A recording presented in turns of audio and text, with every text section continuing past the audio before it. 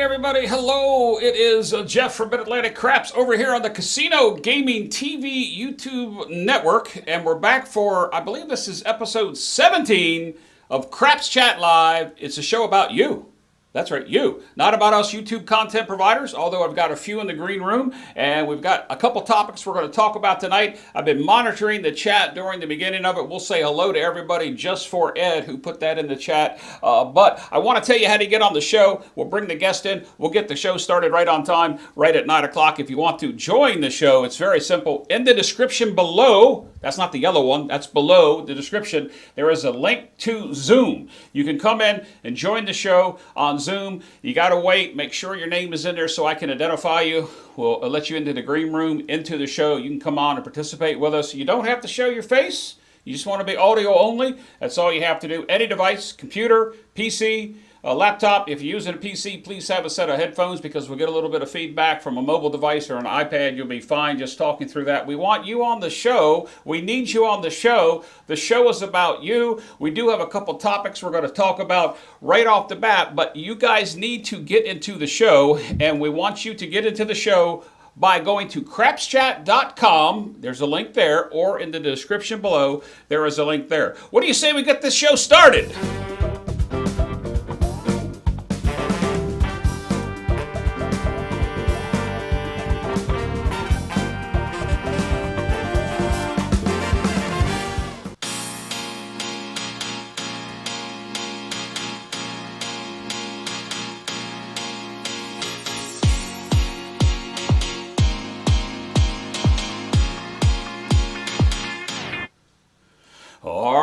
Well, here we are with my co-host, the creator of the show. That way is Dylan from Skill and Luck. Good evening, Dylan. How are you, my friend?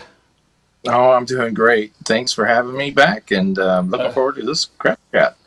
Can you believe that this is episode 17? Is that just unbelievable that we're on episode 17 of Craps Chat? Actually, it's truly 18. We did a test run in December, but who's counting? Yeah, it's amazing. It's amazing. Well, we have a topic that we're going to talk about, which we have a person in the green room. I'm just going to go ahead and bring him over. He's a special guest tonight. Let me go ahead and move on over from Arnell from Dice Grinders. Arnell, how are you tonight? Hey, good evening, Jeff. Dylan. All right. Doing pretty good. Arnell's going to help. Arnell's going to help us participate with a topic tonight, but he's also a content provider that uses the program Crapsody. Now, before you guys get all upset, we're going to talk about Crapsody just for a little bit, and then we're going to move on. But we do have some other people over in the green room that we're going to talk about. One of the topics today, guys, was this topic right here that I'm going to bring up, but hopefully our guys at home are watching this. I can redisplay it if I want to. We had a comment in the Discord. Now, let me talk about the Discord first of all. Let me get rid of that because it's covering me up, it's covering everybody up, but let me just get rid of that just for 1 second. We had a comment in the Discord about 3 days ago that somebody wanted to talk about crapless craps. I'm no expert. Arnell's played crapless craps a lot. Dylan's has some experience in it, and a couple of our panelists have experience in it. If you have experience in it, come on the show. We'd love it if you're, whether you're a content provider or you are just a viewer or subscriber, come on and talk about it. We're going to talk about it. So I'm going to read this real quick, and then we're going to get to this, and then we're going to talk about Crapsody. And those two topics are now, I'm going to call you the subject expert tonight, the knowledge subject expert. You're on the witness stand tonight, Arnell, so hope you can handle it. just kidding, Arnell.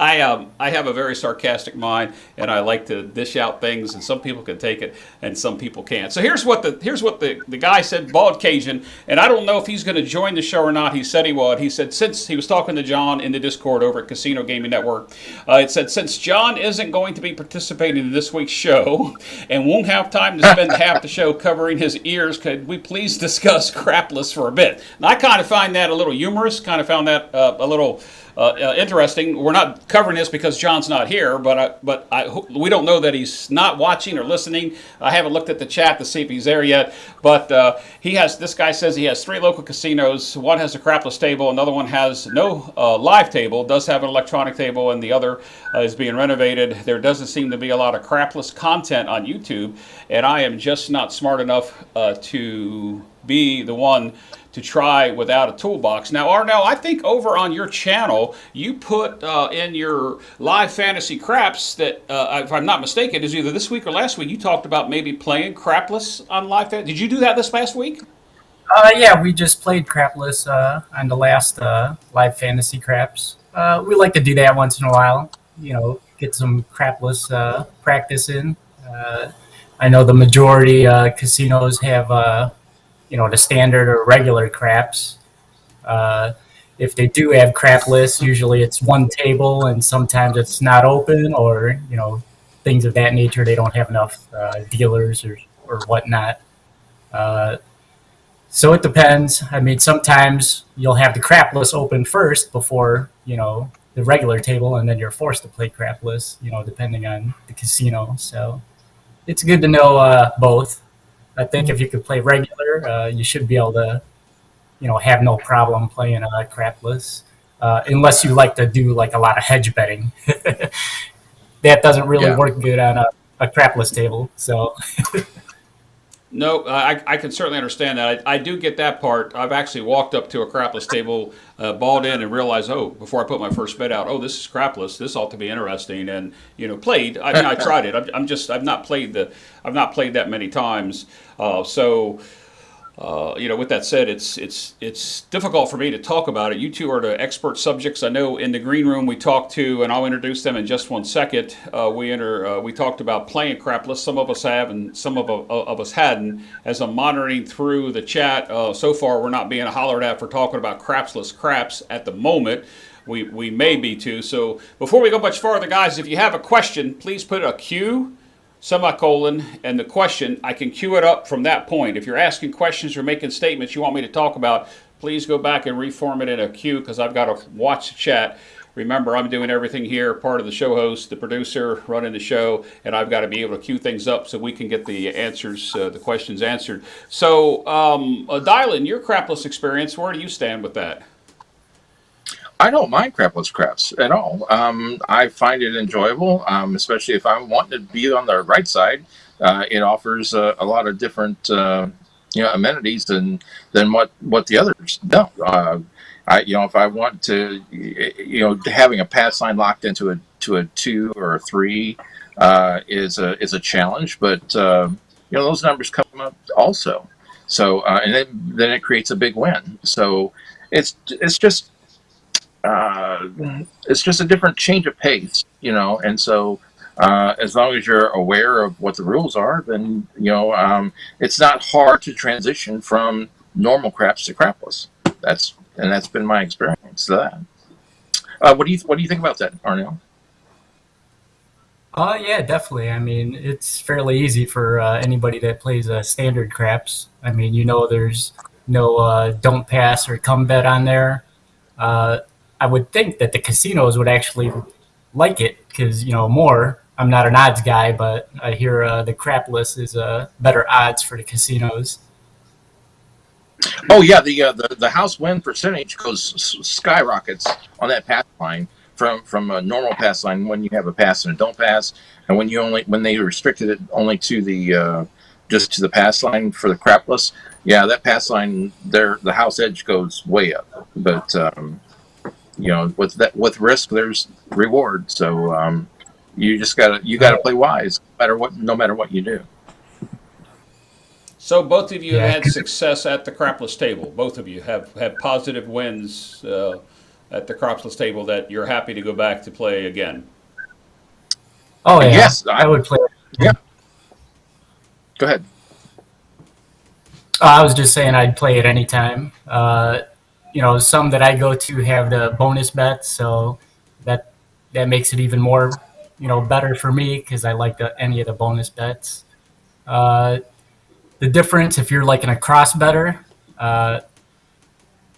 you probably don't want to go full across on a crapless table because that's going to cost you.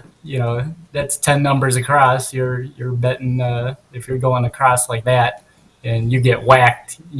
First few rolls, you're going to be out of a bankroll fairly quick. Right. No, but it's not bad.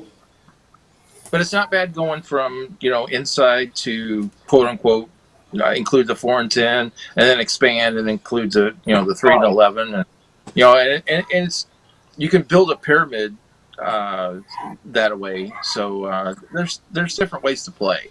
So and there's and you'll get a variety of different experiences also. So it's just fun in a different. It's just fun in a different way. I All think right, that's let's the head over beauty to. of the Go ahead, Crapless, Arno. Yeah. because Well, look. there's so many ways to play, and since it's Crapless, of course you want to see all those extreme numbers. I mean, so normally me, I actually like playing the field even on the standard, so I definitely incorporate that on Crapless. There are a lot of people at the Crapless table that are like, "Why are you playing the field?" Type of thing. But you're on a Crapless table. If you're going for Crapless, it's all field numbers anyway. So I like to incorporate that to actually get, the place bet Crapless numbers Yeah, is exactly. my Yes. play. Yep, I agree.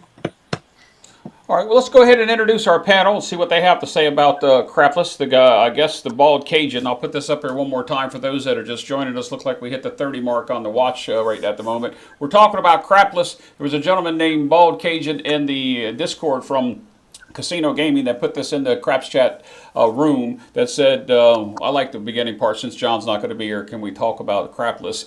But he has 3 local casinos. He wants to know about a little Crapless before he hops into it. I asked Arnell to come on the show because I knew that he knew a little bit about it. Plus, I didn't know that you did it this past Wednesday night. I was at a meeting, Arnell. Sorry, I called him. I came in to catch, like you were saying goodbye at the end. By the time I got there with your show, and I didn't get a chance to rewatch part of it. Typically, I watch the intro and fast forward like everybody does with my videos as you go through every once in a while. But from a Crapless standpoint, and the guest with the Zoom room over here at the top, we've got Old Bay Craps Craig. Good evening, Craig.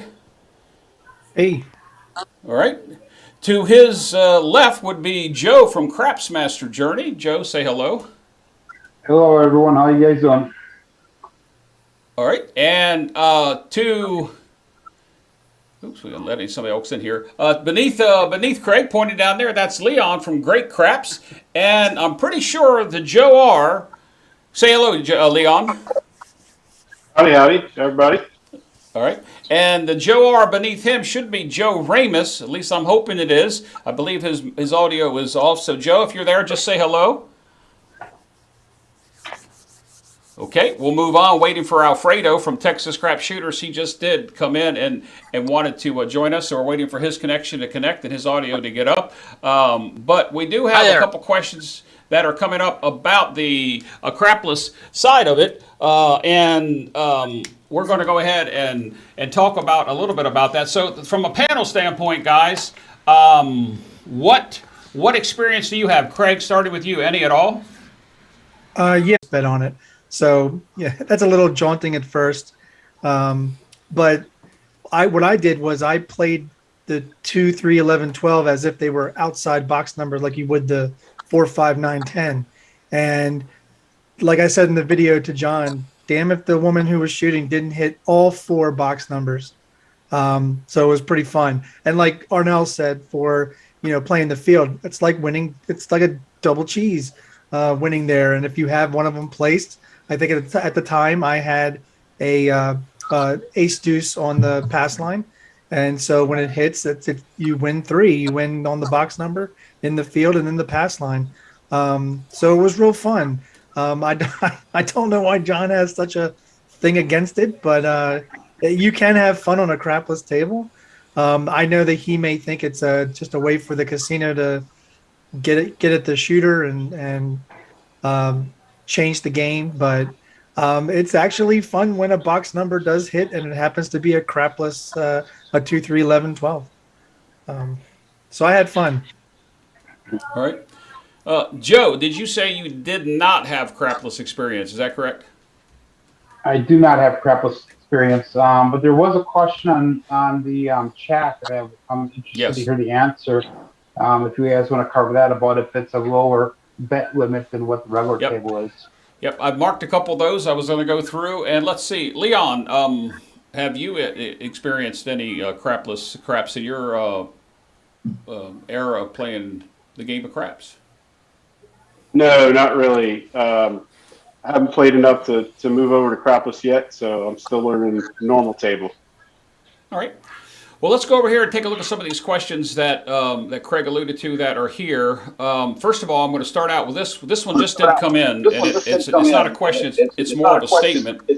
Alfredo, if you'll mute the YouTube in the background, that would be appreciated. A little echo there. And if you want to chime in, Alfredo, on Crapless, we'll come back after we hit a couple of these questions. I saw you were still muted, so I didn't say anything to you, but you'll bring you in there. So Ed from Duracell said, it would be cool if one of your videos would explain how to play Crapless. I guess he's probably talking to one of us YouTube content providers.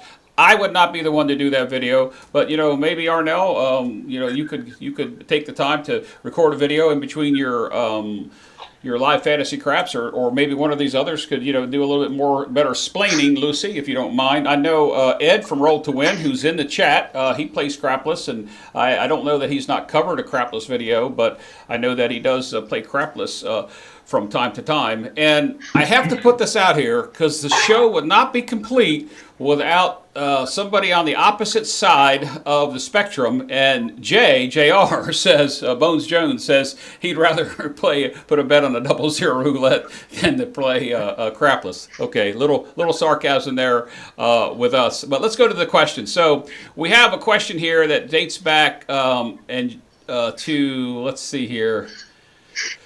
Here we go.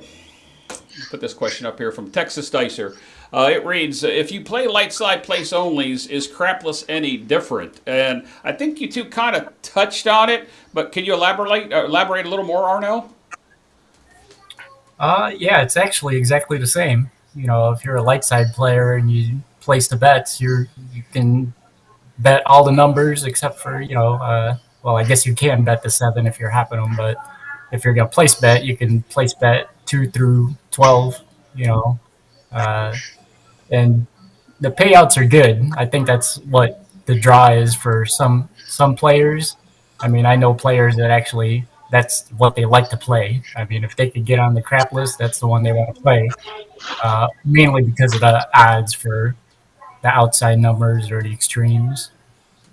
Right. And Skill, Dylan, you agree with that as well? Oh, yes. 100% agree.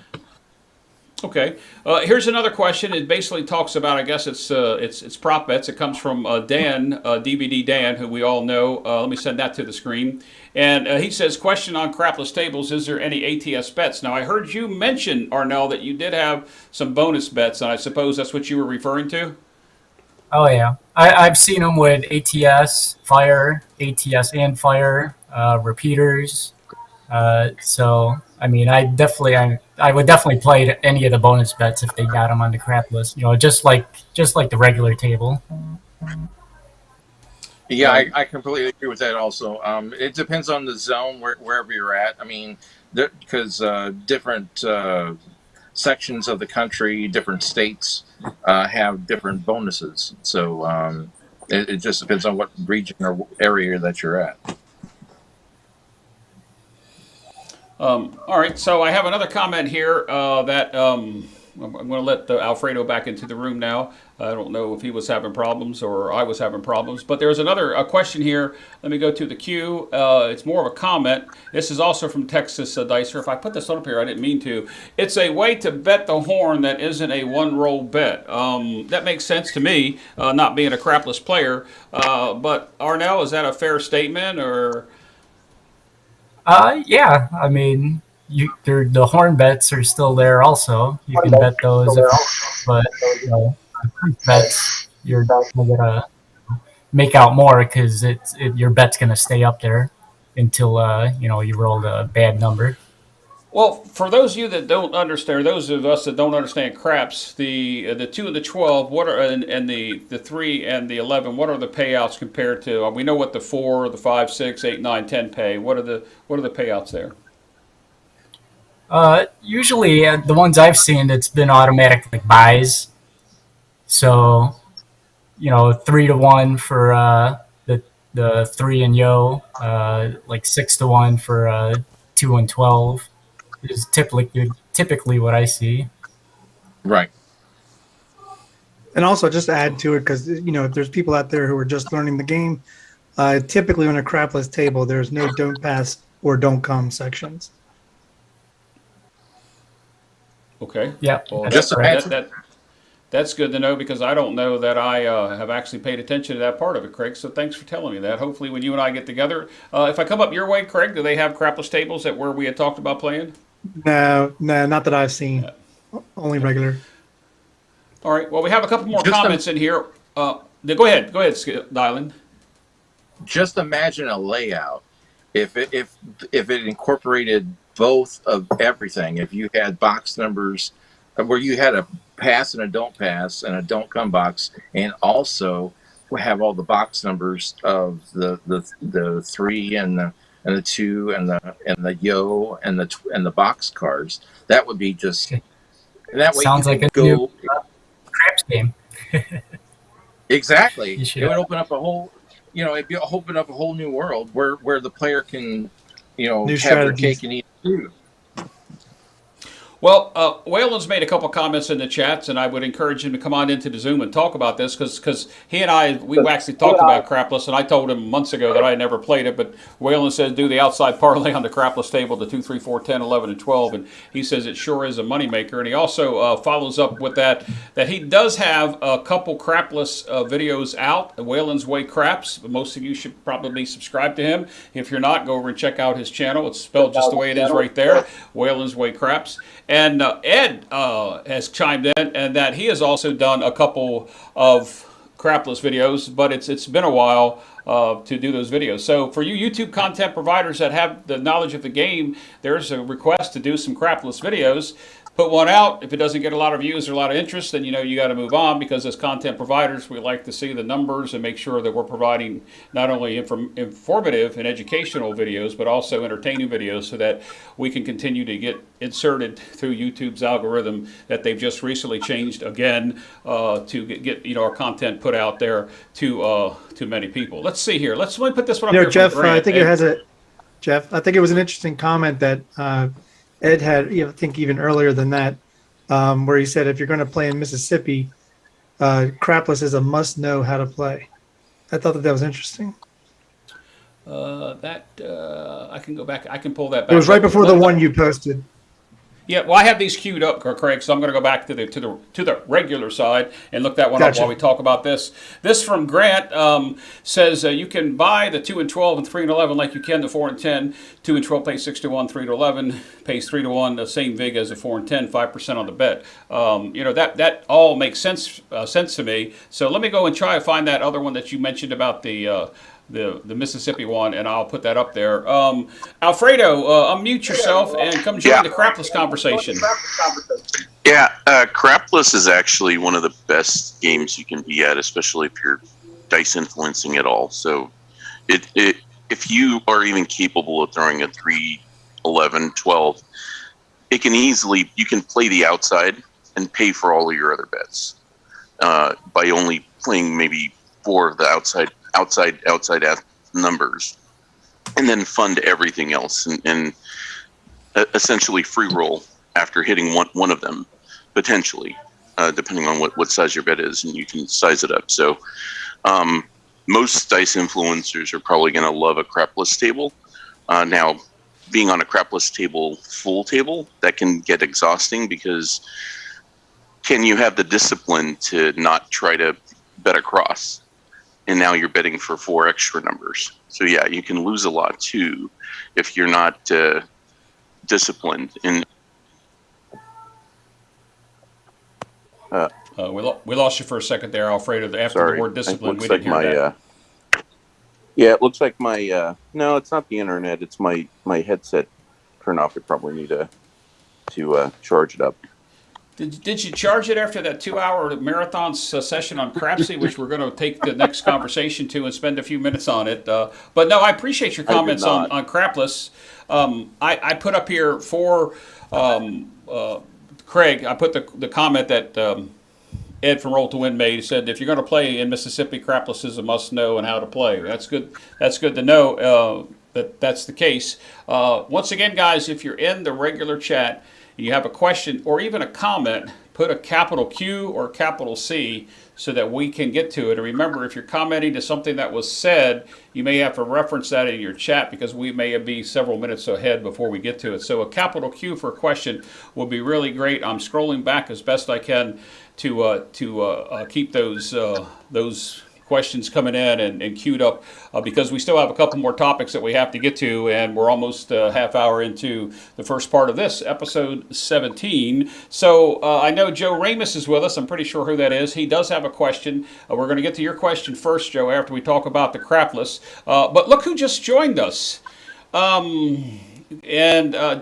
you missed it, because John told us earlier in Coffee and Craps that he was going to be traveling and he wouldn't be here, and then in the Discord he made a comment about not showing up. John, I actually put Bald Cajun's Discord chat up there, and the very first part of that says, since John isn't going to be participating in this week's show and we won't have to spend a half hour watching him cover his ears, can we talk about Crapless? And we're almost done with Crapless, John. And congratulations on your I believe it was your son that got, does anybody know it was his son or that got married?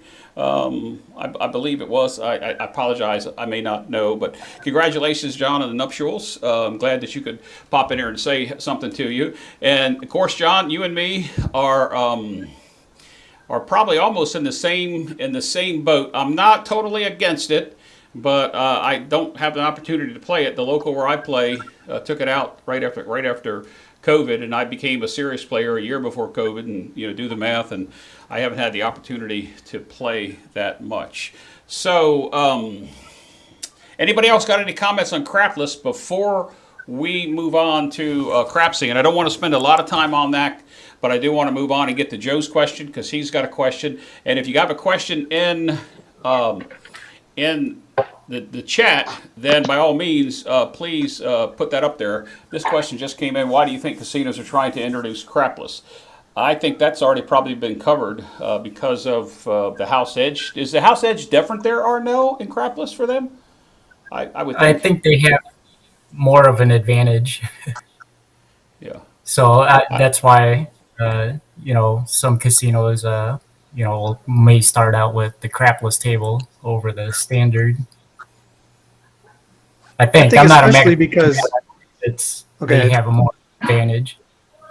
Go ahead, Craig, or whoever. I was just thinking. I think especially because of the don't pass, so you can't win on the 2-3 on the come out roll, and on the 11 on the pass line, you can't win on the come out roll.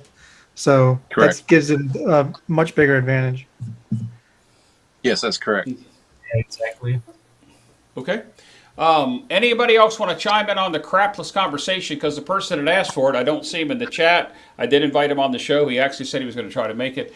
He's not here. I do want to move on to the next question. If we're done about Crapless, anybody else have a Crapless? One last thing about Crapless sure. is that there is a touch of dark, and the only touch of dark that they've got that the only option is to lay. And so they haven't taken away that portion of it. And so if you can lay the 2 and the 12, but it takes a lot. If you think there's a lot of money that you're laying extra 2 to 1 on the 4 and 10, the 12 and the 2 is just astronomical. To lay. It takes a whole lot. It's 6 to 1, and it's just crazy. But it's again, it's true odds. It's the probability plus the VIG of 5%, but that is astronomical in when you really put money out there. So if you think that they're not going to hit a 2 or 12, it's quote unquote a high probability that that's not going to happen. But you really you gotta have the money. You have to have the money to do it. Yeah. Okay. The only thing I'd add is for a long roll, if you get to a long roll, you're going to make some money on it. If you have money out there on the outside numbers, because they're going to be hit eventually, and 3 to 1, 6 to 1 is going to pay for many of your bets.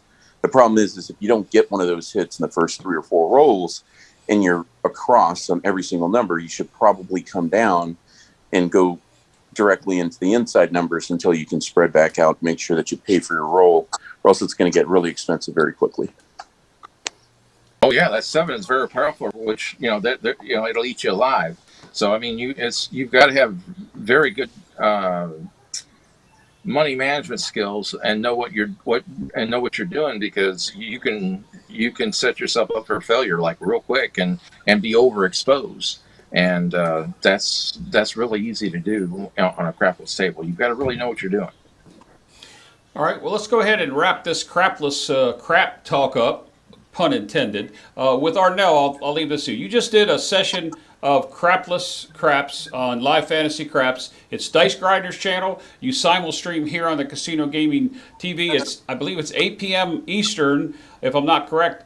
Did you guys have fun, and are you going to do it again? Oh yeah, we'll incorporate crapless once in a while. I enjoy it. It's good practice. I think the other guys, they don't mind. Play it once in a while also.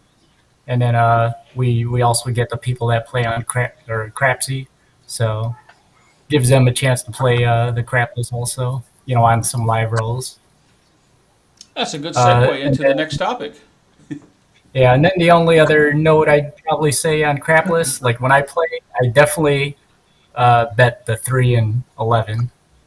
I probably wouldn't bet the 2 and 12 right away on myself, but I normally will always have a 3 and yo bet, because those are, you'd be surprised. You see that those two numbers hit a lot.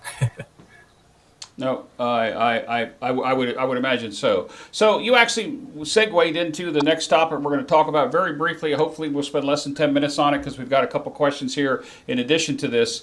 I'm going to put this up here from Whale and let this be the last one. They won't let you lay the 2 and 12 anymore, as I know of it. They'll go broke letting you do that. Vincent put in there, lay the 12 all day long, and then Ed and Whalen both chimed in there doing that. And here's a nice... Texas Dicer's got a nice comment for you. Arnell says he's looking forward. Looking forward to hearing about your trip. Wrong button. Let's come down, and I could have sworn there was somebody else that had a comment in here. Anyway, we'll let that go on. Jeff made a boo-boo. It's not going to be the first one. Certainly, it is going to be the first one. It's not going to be the last one of the night. We're going to move on with the Crapsy talk now. I have been talking with Chuck, and he may be in the chat tonight. I don't know that he is. In my communications with him today, I mentioned about tonight's show. We were going to dedicate a little bit of time. I told him we'd probably get to it around 9:20. Here it is, 9:30 Eastern time. And today, Arnell did an excellent show today. Alfredo did an excellent show today that he streamed for well over 2 hours, had 24 Crapsy players. They had some issues on board. I know that Alfredo has talked with Chuck. I've been in communication with Chuck. And guys, there's a thing with Crapsy. You have to understand that we're in the infancy stage of this Crapsy ability. The Crapsy app specifically wasn't intended to do it what us YouTube content providers are doing to use it as. We're kind of like makeshifting to make it work, and we all use different streaming platforms to be able to get on. And part of the problem is wherever the weakest link is. And that link could be with Crapsy, and I don't think that it specifically is with Crapsy. So a lot of you, I just saw a comment come up here, talked about it lags on an Air Mac. There could be several reasons. A MacBook Air, there could be several reasons for that. It could be how you, the end user, is connected to a Wi-Fi, whether you're using some type of cellular data. Are you between a 4 and a 5G signal? Are you between areas where you're getting poor reception? If you're being disconnected on a mobile device, on a mobile network, the problem is more than most likely you, not Crapsy or your YouTube content provider. If you're connected to a Wi-Fi and it's reliable, then there could be another weak link. Then the weak link comes to us as the content providers. We have to have the right equipment. We have to have a computer powerful enough to display GPU, which is graphic memory, and along with CPU, which is the computer memory. If your computer doesn't separate those two, and I don't care how much RAM you have for your CPU RAM you have in your computer, you're going to have problems streaming it if you're bringing the browser into a software from a browser capture device. Now that sounds Greek to you guys that play. To us YouTube content providers, that's a key component. If you're capturing in a window capture device into your software, whether it be OBS, Ecamm, Prism, vMix, StreamYards, you're going to have a bit of lag there, and the way that computers connect through the network, you're going to have data loss. So when that data loss is gone, there's another weak link, then you could lose your connection. The other part is that if you're a YouTube content provider and you're taking minutes to roll and enter your connection, the connection between the app that you're running and the servers may be lost, and then you have to reconnect. We see it as waiting for an administrator to arrive or let you in or whatever it says. That means when you see that thing, two things have happened.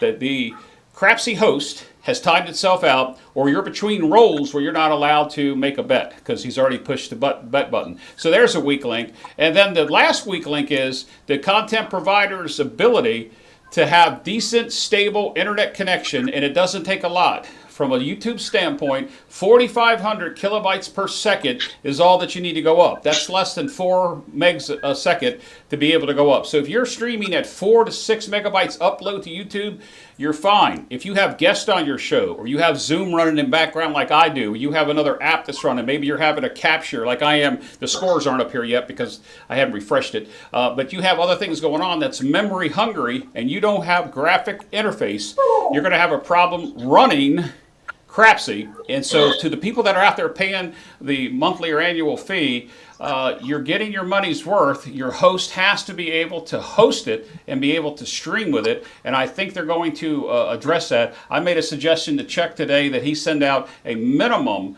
spec sheet to all the content providers that are doing it. There's about 8 of us that are doing it now, that this is the minimum specs that you must have from your computer and from the internet connection to have a stable connection. I hope that he does that when they roll out a couple new features coming up, including for us hosters. There is a unique, very nice looking admin panel that everybody is just going to love when Crapsy comes out. Now, with that said, anybody want to chime in that's using? I know, Alfredo, you did the show today. I saw some of the chats. I wasn't able to play along. You know the story. I've talked to you offline about that. But tell us about your interaction with the support, basically Chuck at Crapsy. Well, I think he's always been very upfront and very quick to answer questions, get back to you, and try and fix items. I mean, when we first started using it after, Arnell and AZ and Vince had already been using it for a little while, it was pretty clear that we needed more, the ability to get to more people because we were already hitting the limit. So when they made it go to 30, that was interesting. We weren't sure if we would get that. Now we're seeing, where some of us go live, that we're getting deep into the 20s and easily, at some point we're going to be hitting that 30 limit again. And as you get closer to it, you end up getting some of the slowerness, but the snafus today was me having Zoom and some other things on in the background that I just didn't have to have on in the background. And when you kill it during a live, and I didn't have time to go in and kill the executables that are still running in the background and still pulling resources, I'm pretty sure that was part of the reason why it was slowing it down a little bit more than it should have. Okay.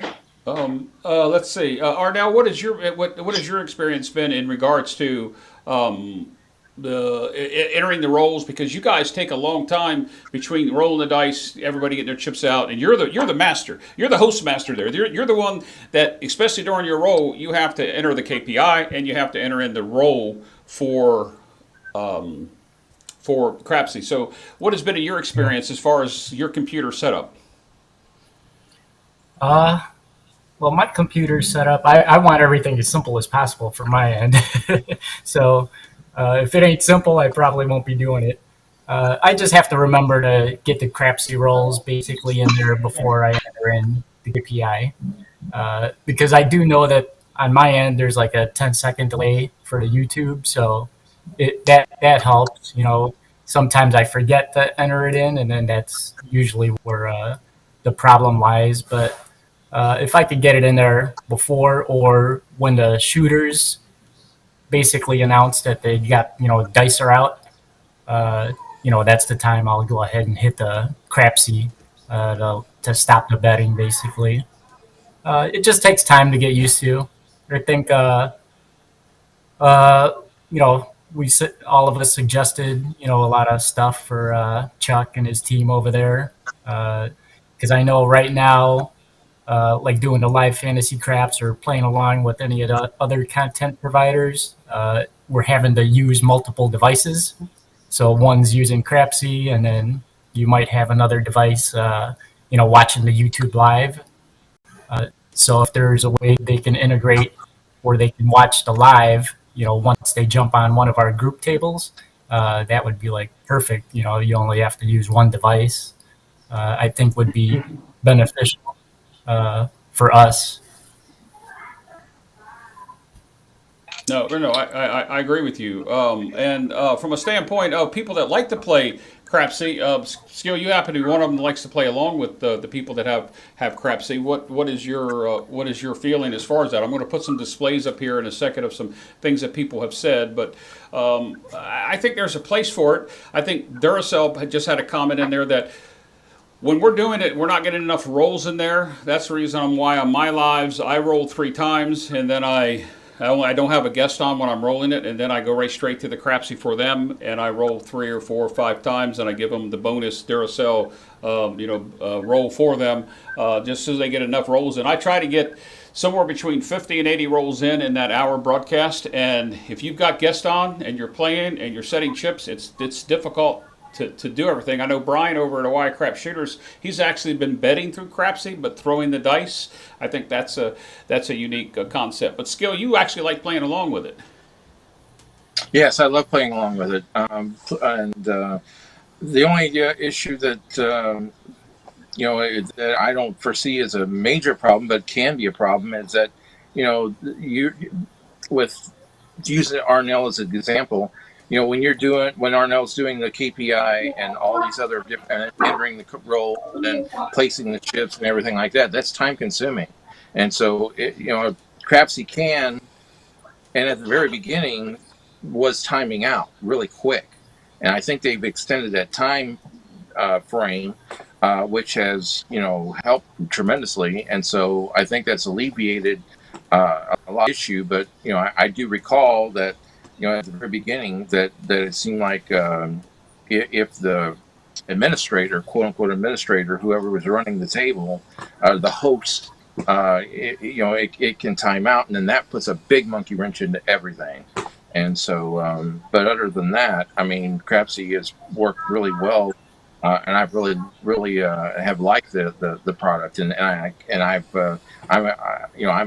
an annual subscriber to it, and I did it immediately because I knew its worth, and I just enjoy it, and so I really don't have anything super negative to say about it because I haven't really run across that. The only negative thing that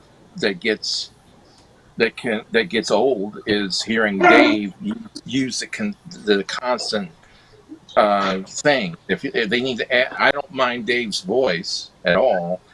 If he would be able to record more things of the same thing instead of just saying 6, there's a different way. There's different versions of him that he could say 6 different ways. And so if they would incorporate that, then that would relieve the monotony of some of it.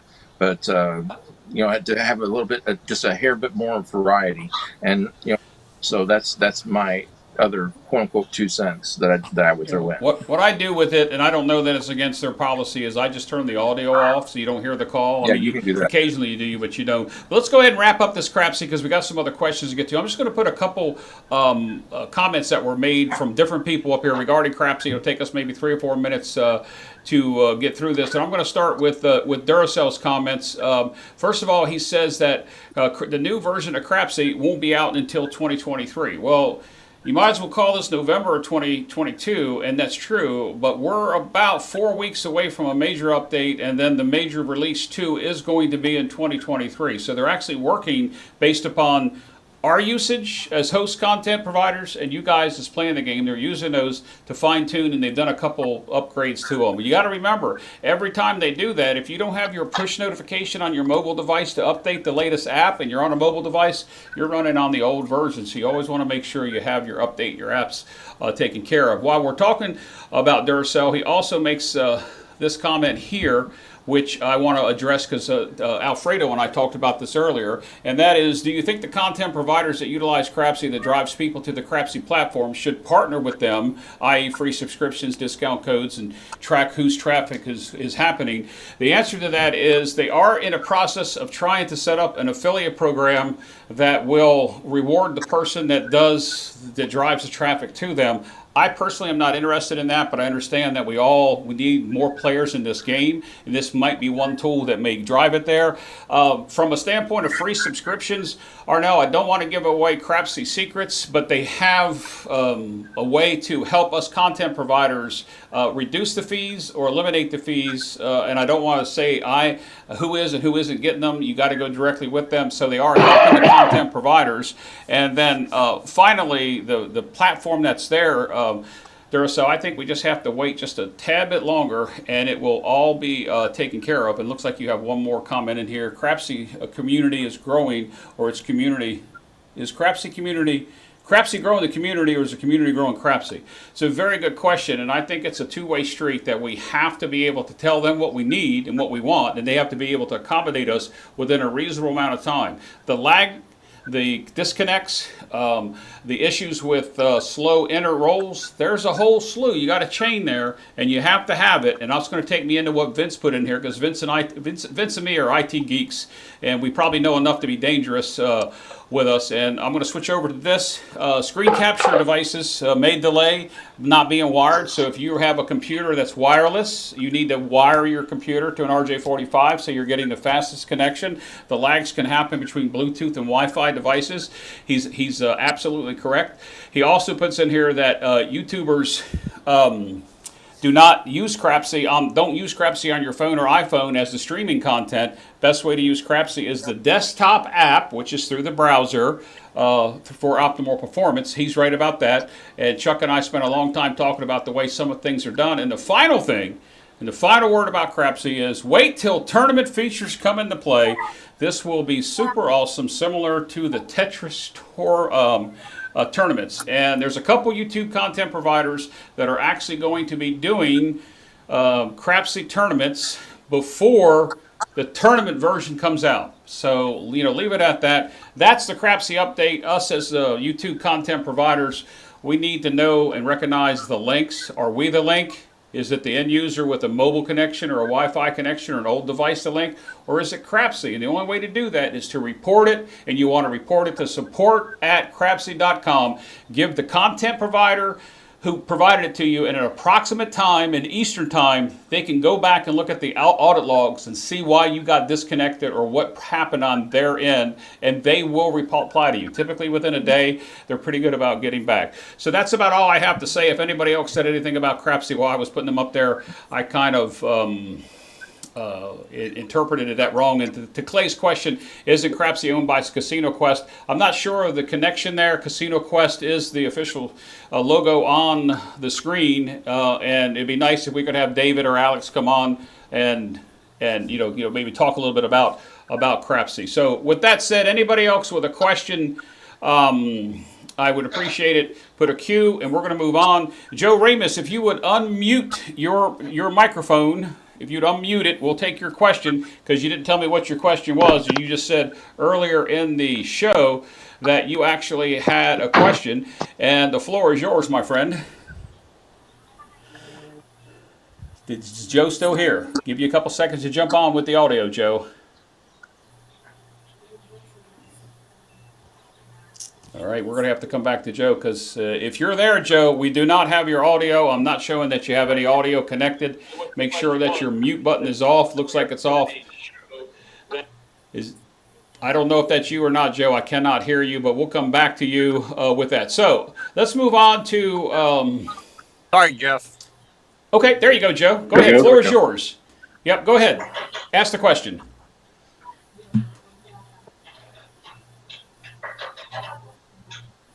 Joe, go ahead, ask the question.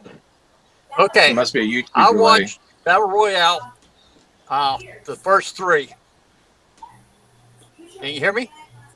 Yeah, Yes. barely, but we can hear you. Go ahead. And the dark side wasn't allowed to make a place bet. But the light side was allowed to make a place bet. Is a place bet a neutral bet? Or is it a live bet for just the light side? And we're talking regular craps or crapless?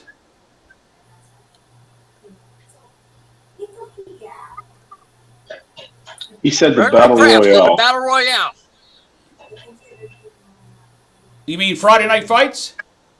I think he's talking about Friday. Wait, I think Side he's talking show about and Churro and Yeah, Cribs. Chiro and Midmo. When they were playing yeah. dark side strategies only. Gotcha. That's a totally Yeah, that- different one, and each time is a different strategy. Right, but even Um, but even when they's playing the dark side, that's what his question is is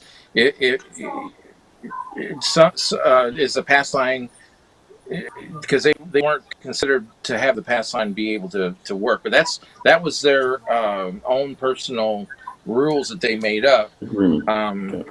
But a pass line is light side, not the dark side. A pass line is more light side, not the dark side.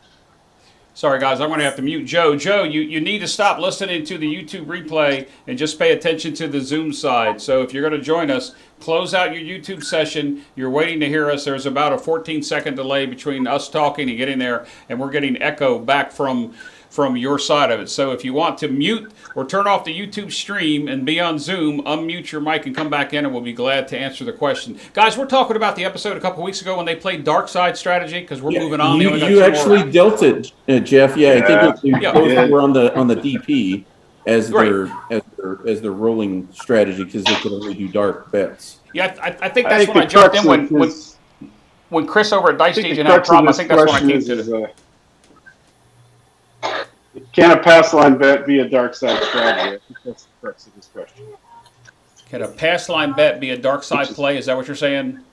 Correct. Yeah, I think that was the crux of this. There must have been a point during that game that happened. And he's questioning that. If that happened, I very well could have placed the bet on the pass line bet, and it was considered to be a dark side. But I honestly, without going back and watching the show, I honestly don't. I don't remember. I don't remember that.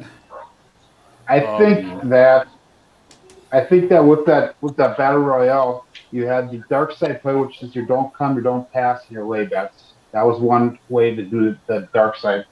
The light side strategy, you could do everything except for the don't pass and don't come. And then the third way was the hybrid strategy, where they did mix it up.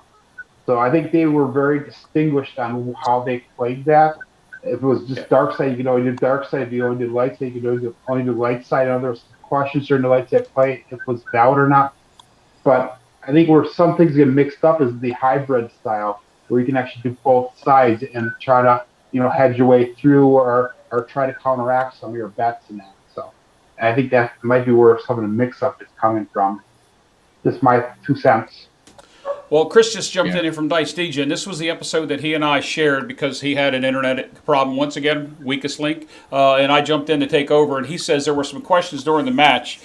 He had some too, and what Joe Ramus is referring to is the fact that the hop bets were placed and field bets were also placed, and it wasn't totally dark. That did happen, and we did raise a question during the time period, and we got clarification, I believe, from John, that as long as the dark side was the main part of it, the hop bets were permitted, and you could place a place bet, but you couldn't just play primarily dark side. You couldn't play primarily hybrid side. Your theme had to be dark side. And Mr. Ramus probably brings up an excellent point that maybe that's not how it went, but that episode is in the past. Maybe for a future grudge style match against two people, maybe we would have to redefine each one of those 5 roles, amongst the contestants and amongst the people that are actually going to host them. I don't know what more to say about that. Joe, if you want to unmute yourself, you said you had 3 questions. Just unmute yourself. Go ahead, Alfredo. I'm sorry, I talked over you.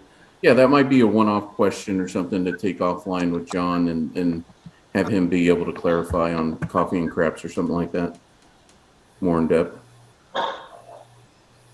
At the same time, I just want to add, I think through this battle series, Battle Royale, is we're learning again over time and with each battle on the next time this kind of feud battle happens between 2 people, we're going to be better prepared for it, and the rules will probably be, stay within the lines. No, I do agree with that.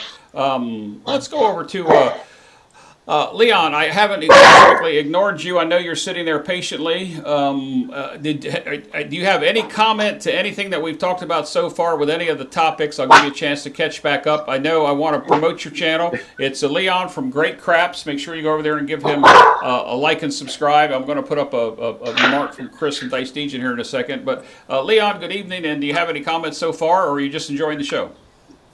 Yeah, I'll just circle back to Crapsody. What happened this afternoon on Alfredo's channel, and I don't know. I commented at the time. I don't know many CEOs of a software development company that would jump on a live chat where their product is being used and take comments from the peanut gallery, as it were. And some of those comments were pretty rough. So I would say, attaboy for letting them beat you up and everything, and hopefully some good stuff comes out of it. So I can't see Bill Gates jumping in and taking questions on the latest version of Microsoft software. So good on you. So pretty impressed by that, and that might actually make me think about paying for the software myself. No, I understand that. And you made an excellent point there regarding, what company would actually jump on board in a YouTube chat that would actually, show that support. I was actually in the chat. I was unable to play, and I had emailed Chuck to make him aware of some of the comments that were there. He was already there. He and I emailed back and forth a couple of times today, and I'm looking forward to my further communication with him today so that we can better it for everybody, whether it's the host like us or whether it's the user on the end. Because it is frustrating. Sometimes when I play along with Brian or with Alfredo, with Arnell and especially Big AZ, there is some issues that happen, and it's frustrating when you're only getting one roll in every 3 to 5 minutes because of the place bets that are being set. It's a little discouraging from a standpoint of the end user, but I still find it fun. I think that there's a place there's a place for that. But let me jump in here for real quick. I do believe that they should get super credit because they care. Crapsody cares of what's going on and their interaction. They want to know what's going on. And so that, it's special kudos, a special shout out to them for going the extra mile. I mean, because that just shows their belief that they really care of what's going on. And they're trying to follow, and they're trying to be supportive. They're trying to go the extra mile. So, hats off to them for going that extra mile. Not every company is going to be doing that. Not every company's, actively looking for, instant feedback and seeing how their product works, and so, it's just that's just them going above and beyond and taking the extra mile for customer service, and that's how I feel about that.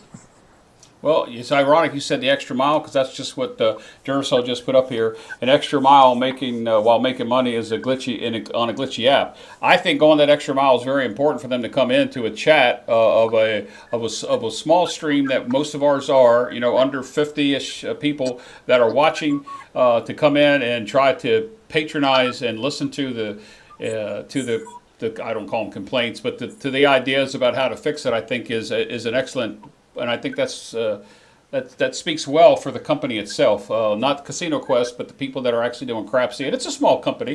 Most software development companies start out small, and my hats go off to them as well. So I think we spent more time on Crapsody than I wanted to. I'm looking for some questions here, guys, on here. The next question that's going to come is actually going to come. Let me just make sure that I didn't miss anything here.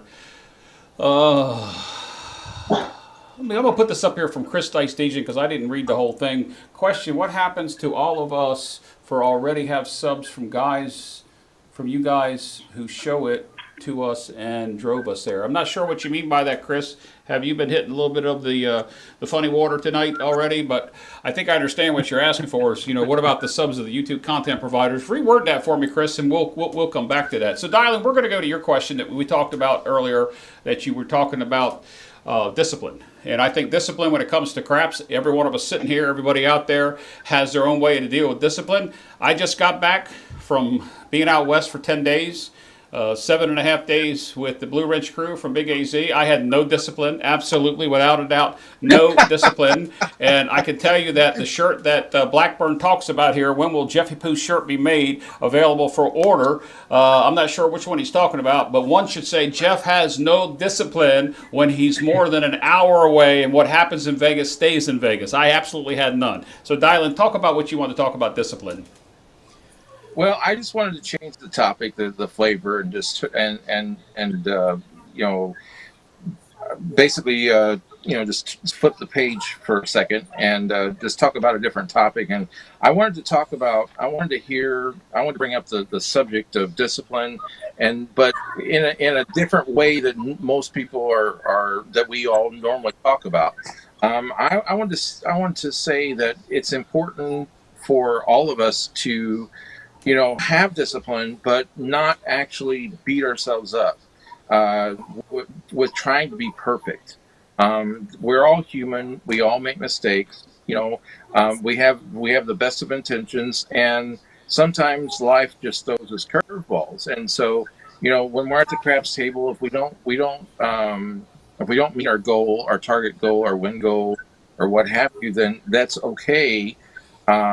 Because there's always another day, so another way to phrase it is is what I'm trying to get to is that, if you go to the gym, you set a goal, that I'm going to go to the gym, and I want to go to the gym X amount of days.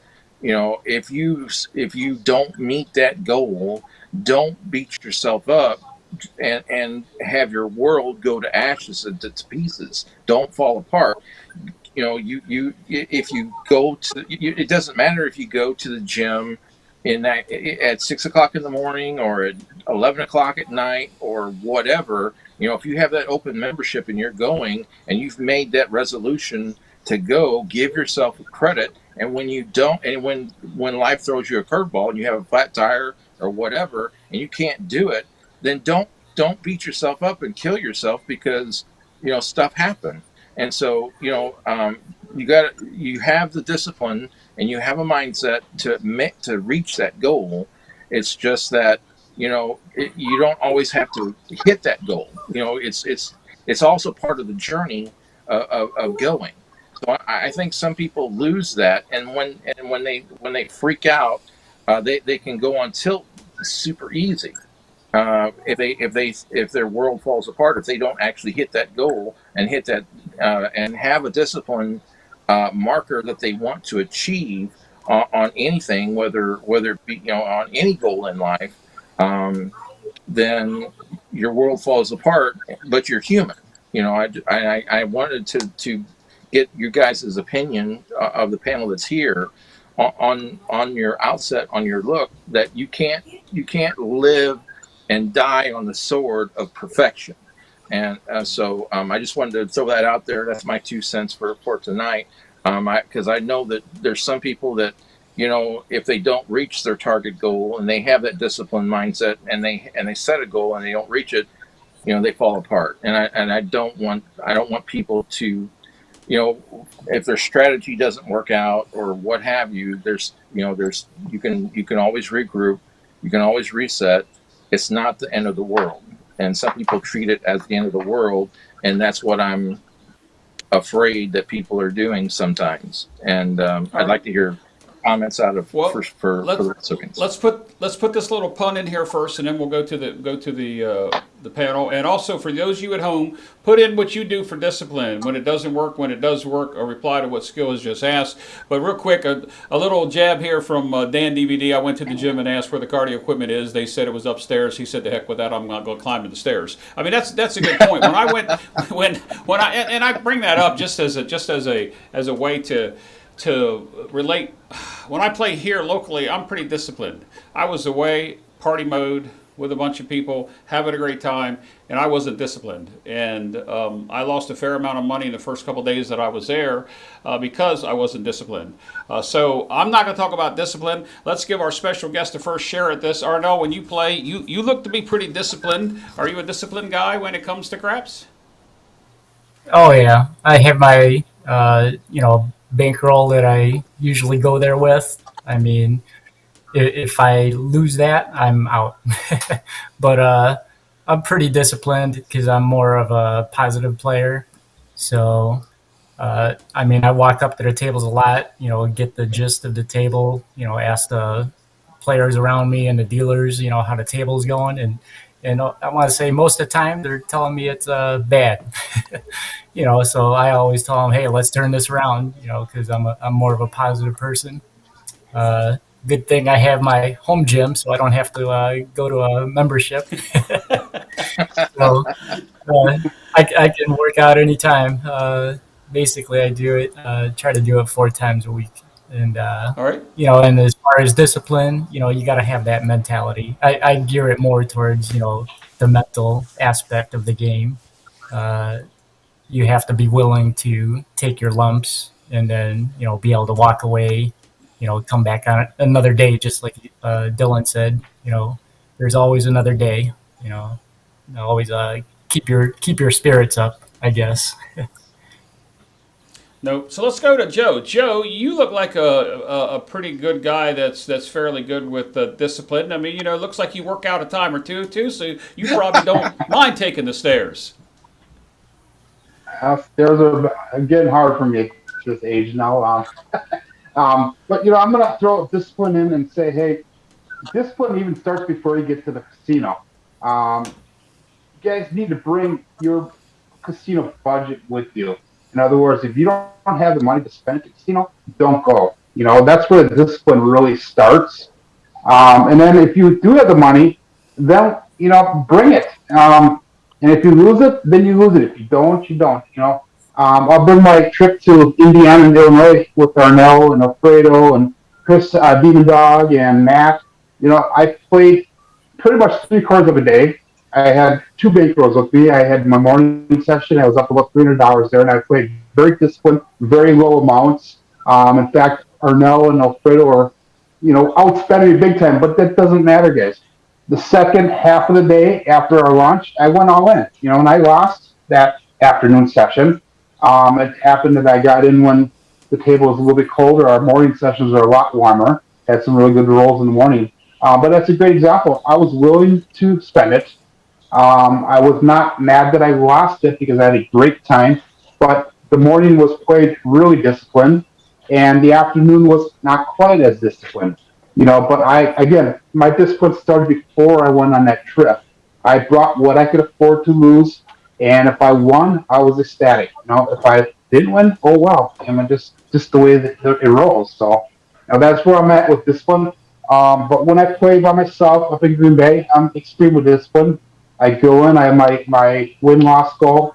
I'm a lot like John, where if I bring it, I can lose it.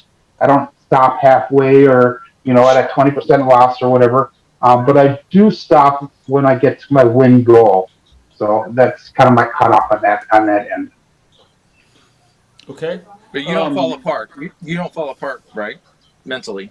If it doesn't work for you. I don't go out crying. It might be a quiet ride home, but no, I'm not upset. I don't fall apart. Again, because I only bring what I can afford to lose. And hopefully I don't lose it. but it's affordable for me. All right, let's go down to Leon. Leon, discipline. You look like you're a pretty disciplined fella. I saw you kind of move in front of your daughter to block her out of the view. I thought that was kind of mean to keep her out of the view a minute ago. But how are you disciplined at the table? Just saying goodnight. It's situational. So there's what you want to do, and then there's the scenario. I think somebody said in the comments, if you're with a bunch of friends and you would normally leave after you hit your goal, but your friends are still there, then that's a different story.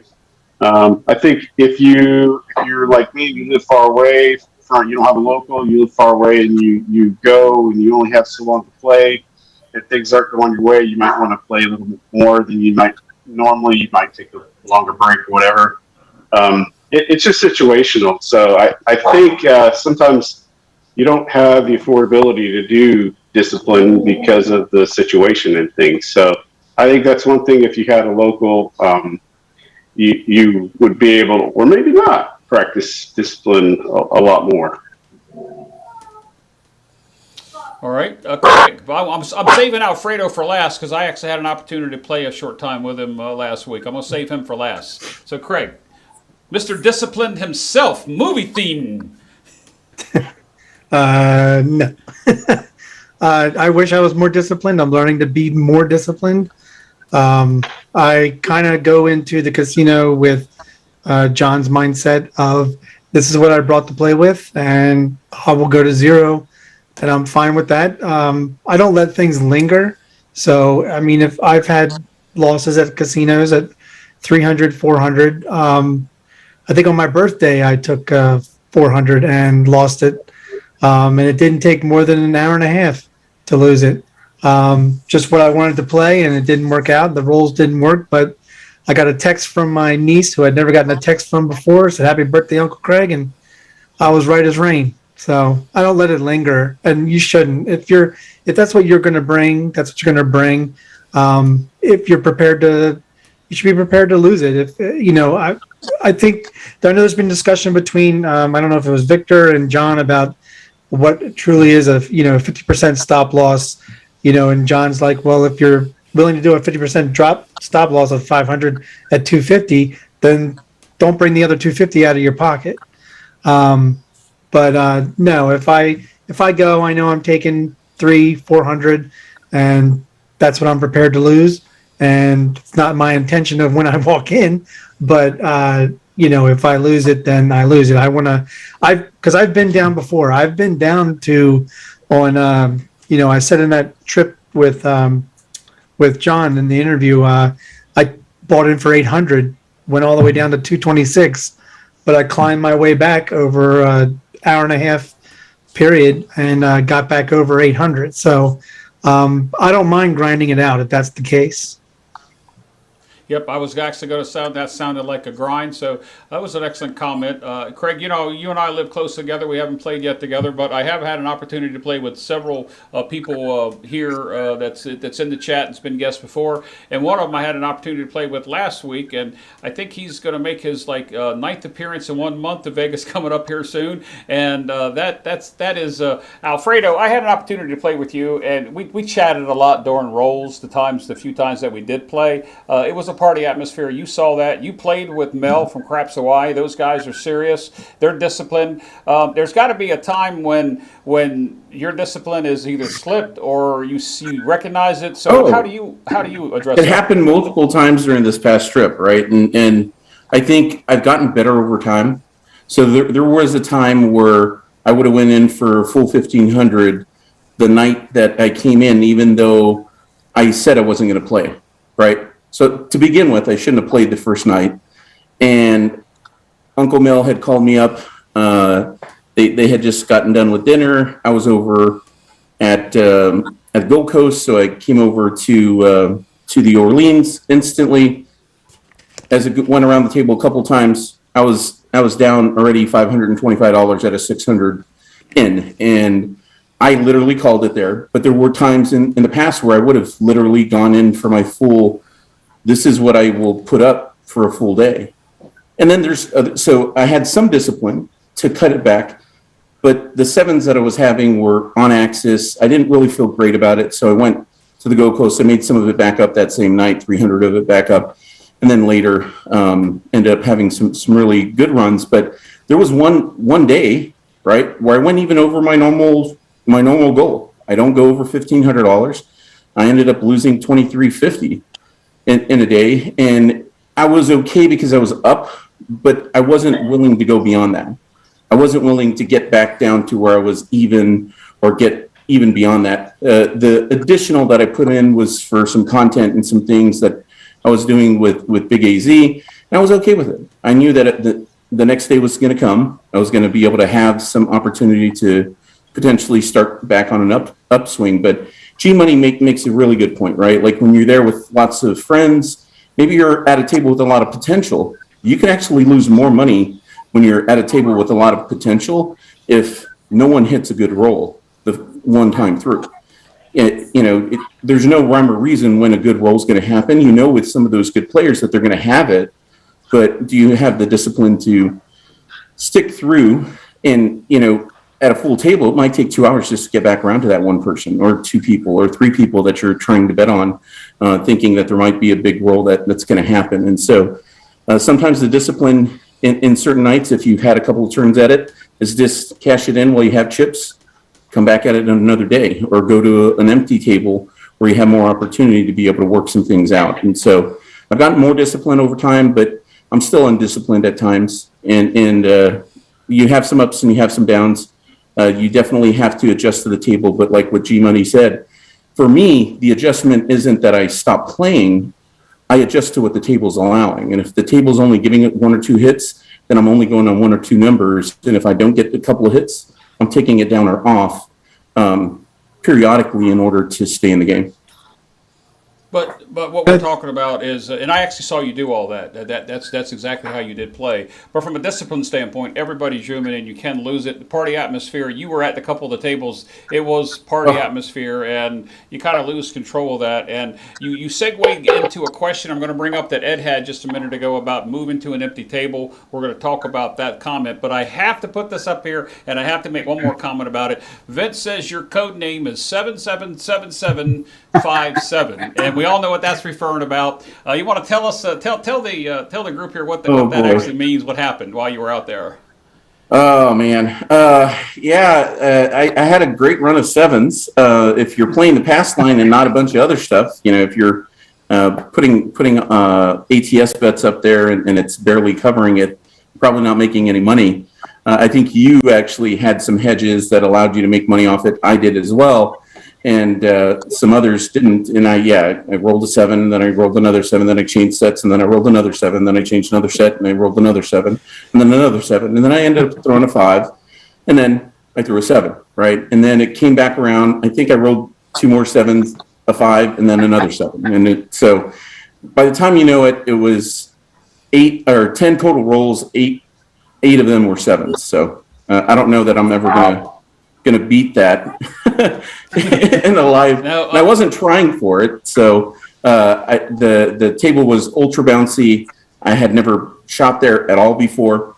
I think that's where I would rather be at an empty table in that sense, just to get to know what's happening with my dice before I have other people betting on me, because in certain instances like that, I might just want to go and bet on other people and adjust to the table accordingly. And then when it allows for me to get used to and understand what the table's giving me, then I can adjust to the specific set and the specific mechanics that I need to do in order to adjust to the table. Yep. And do you want to add something, Jeff? It's just hold on just 1 second. You can, Craig. Ed puts it up there that it's easier to be, it's more disciplined to play with friends than with strangers. And then I want to put this up here from your friend G Money that said something. I'll come back to Craig.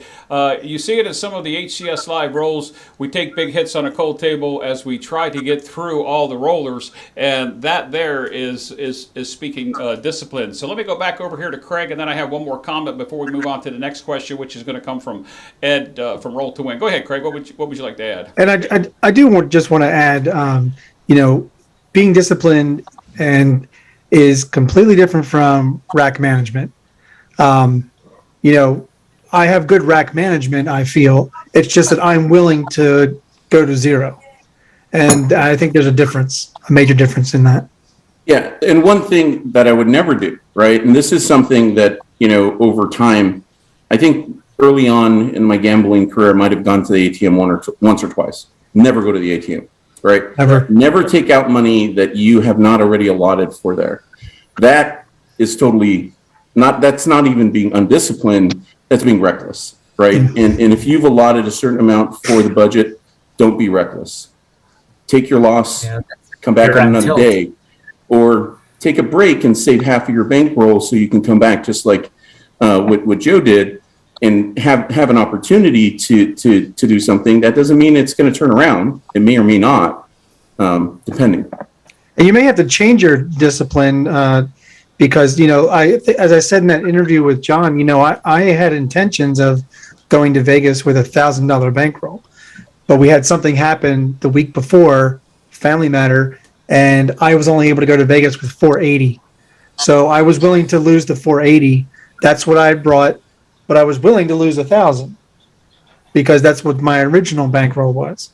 So, the discipline had to change. I'm like, okay, I need to play smaller bets for a little bit, try to see if I can get, higher that way. Did end the trip with a 200, profit. But it was a grind when you have a low bankroll like that. Nope. All right, and we're going to finalize this up, Alfredo, because I just got to do it. I don't typically, plug my channel, although a couple of you have brought some things up here. I'm going to put you back in the spotlight just 1 second. That chip that's over your left shoulder there, that's a nice-looking chip there, Alfredo.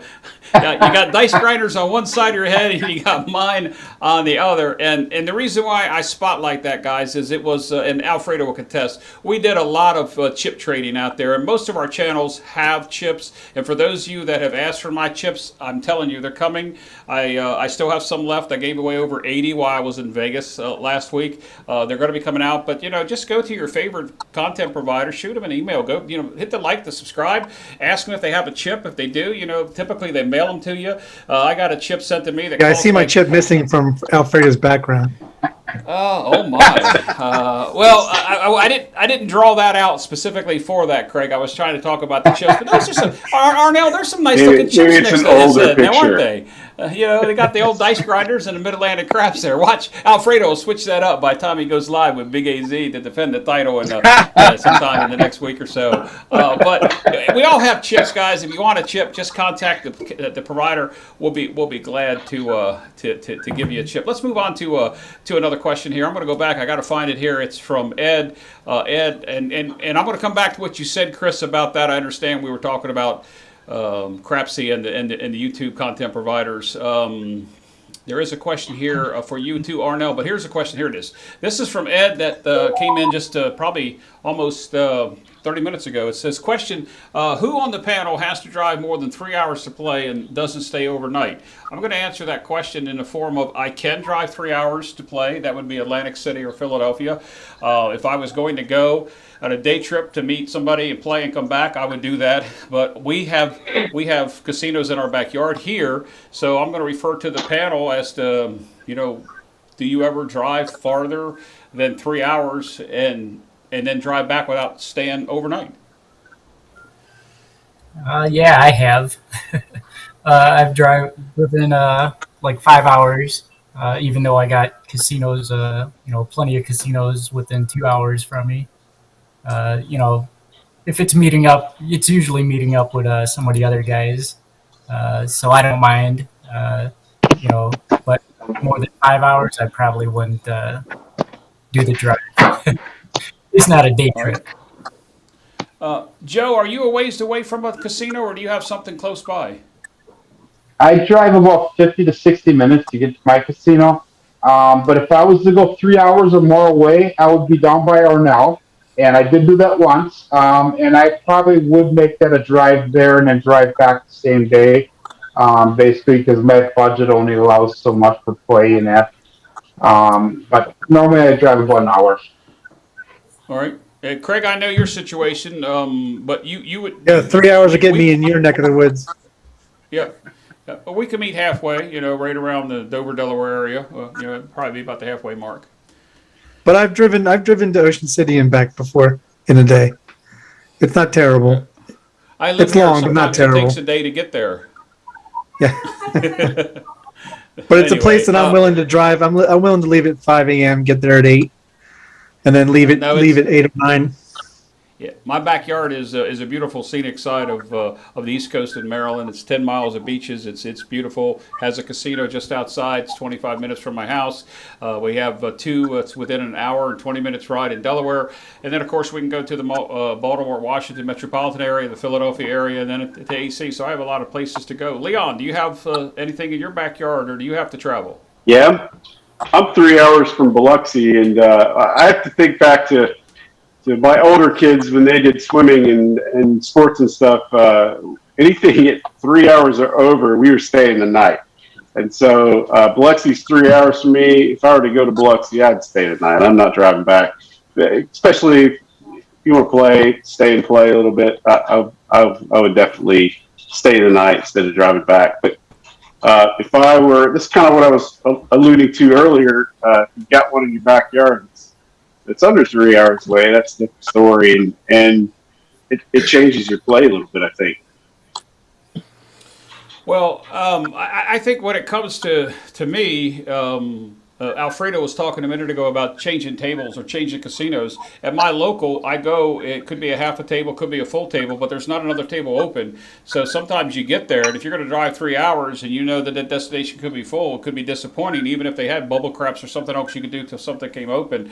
But one of the things that Alfredo talked about was changing tables.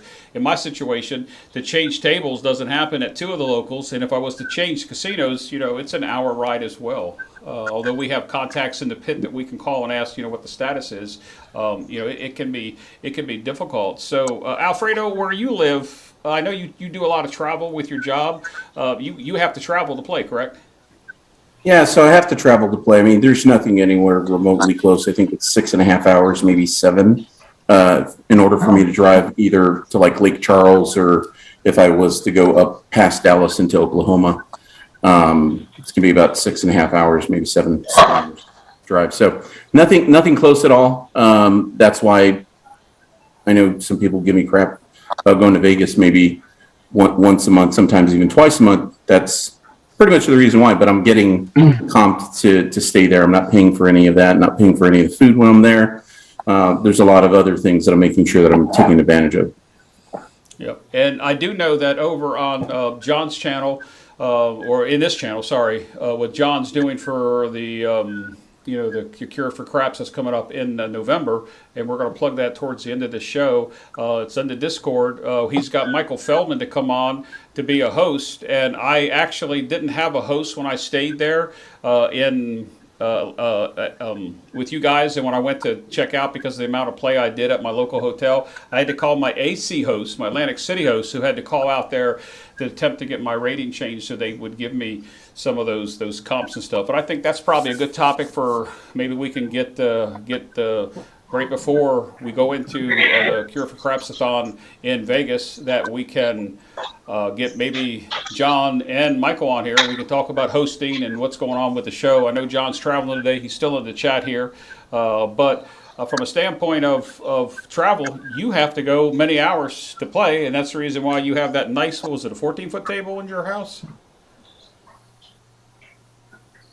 Yeah, 14-foot table at the house, and there's some perks that when I go to play the certain times of the month, they'll give me some of the shopping spree or whatever that I participate with Boyd over at the Orleans. That's why it's been one of my places to go, because they have such great comps and different things for craps players.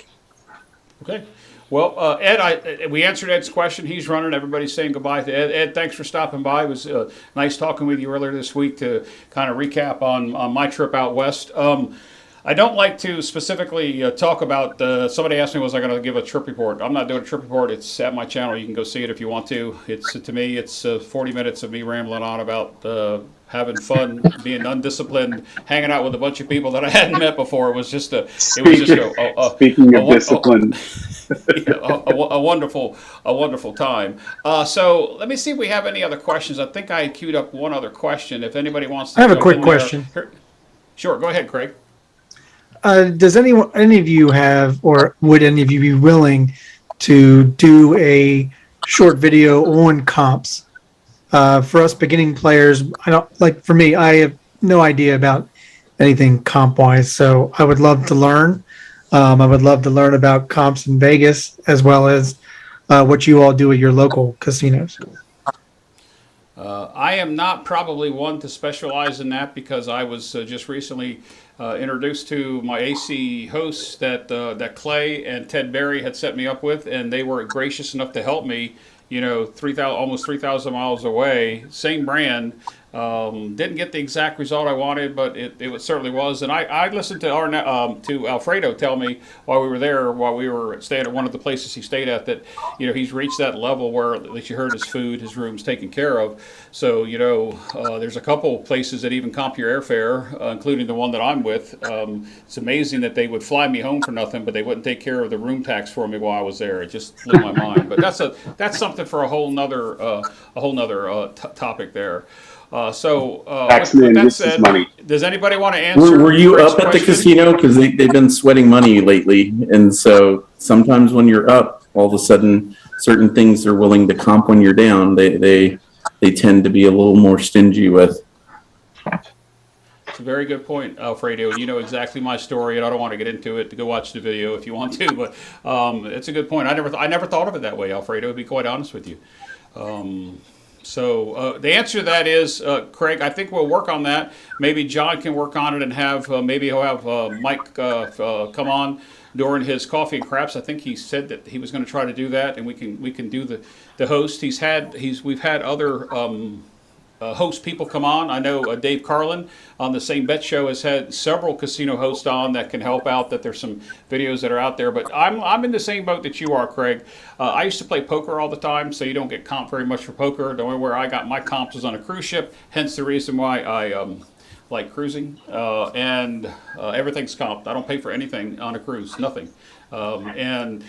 So that's a good point, Craig. We'll look at that into a future show. Maybe another content provider that's watching may jump on here and do a video with you or for you.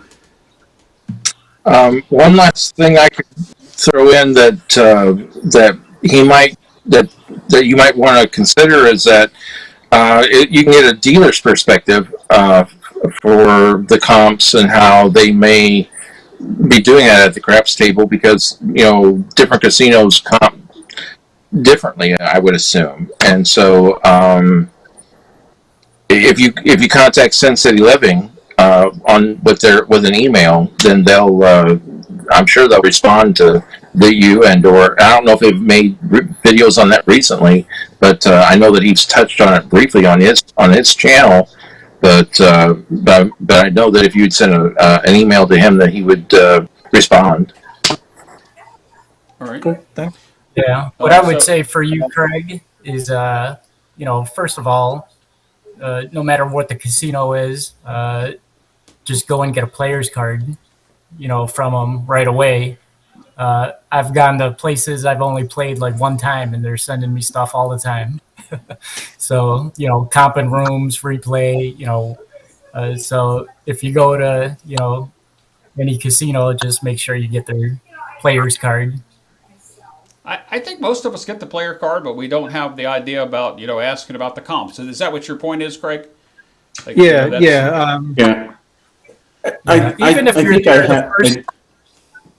I just posted a video about comps that sort of goes over the basics, but main thing is, if you're there for over an hour, make sure before you leave the table that they're rating you appropriate to what your average bet was. And if they're not rating you appropriate to the average bet, you're not going to get the comps that you want. If you were there for an hour and a half to 2 hours and your average bet was close to $100, they should be comping you for at least 2 to 3 people to be able to have a lunch or dinner. If you're maybe around $50 bet, they'll probably comp you individually. It just depends on the casino. Like where Arnell's at over at Harrah's, they actually put the points directly onto your card. Many other places, they give you, it's within your tier points and within what's called your estimated loss. It goes by the average bet, your buy-in, and then the duration at which you spent at the table. So what's the estimated loss that you could have had given the theoretics around the game and how many rolls that they should have. Cool. Thank you. Eye contact is with the pit boss and making sure they know your face is a big important thing. I think. I went back in July. Never bet more than a $100 buy-in and 2 free nights sitting on my Caesars account.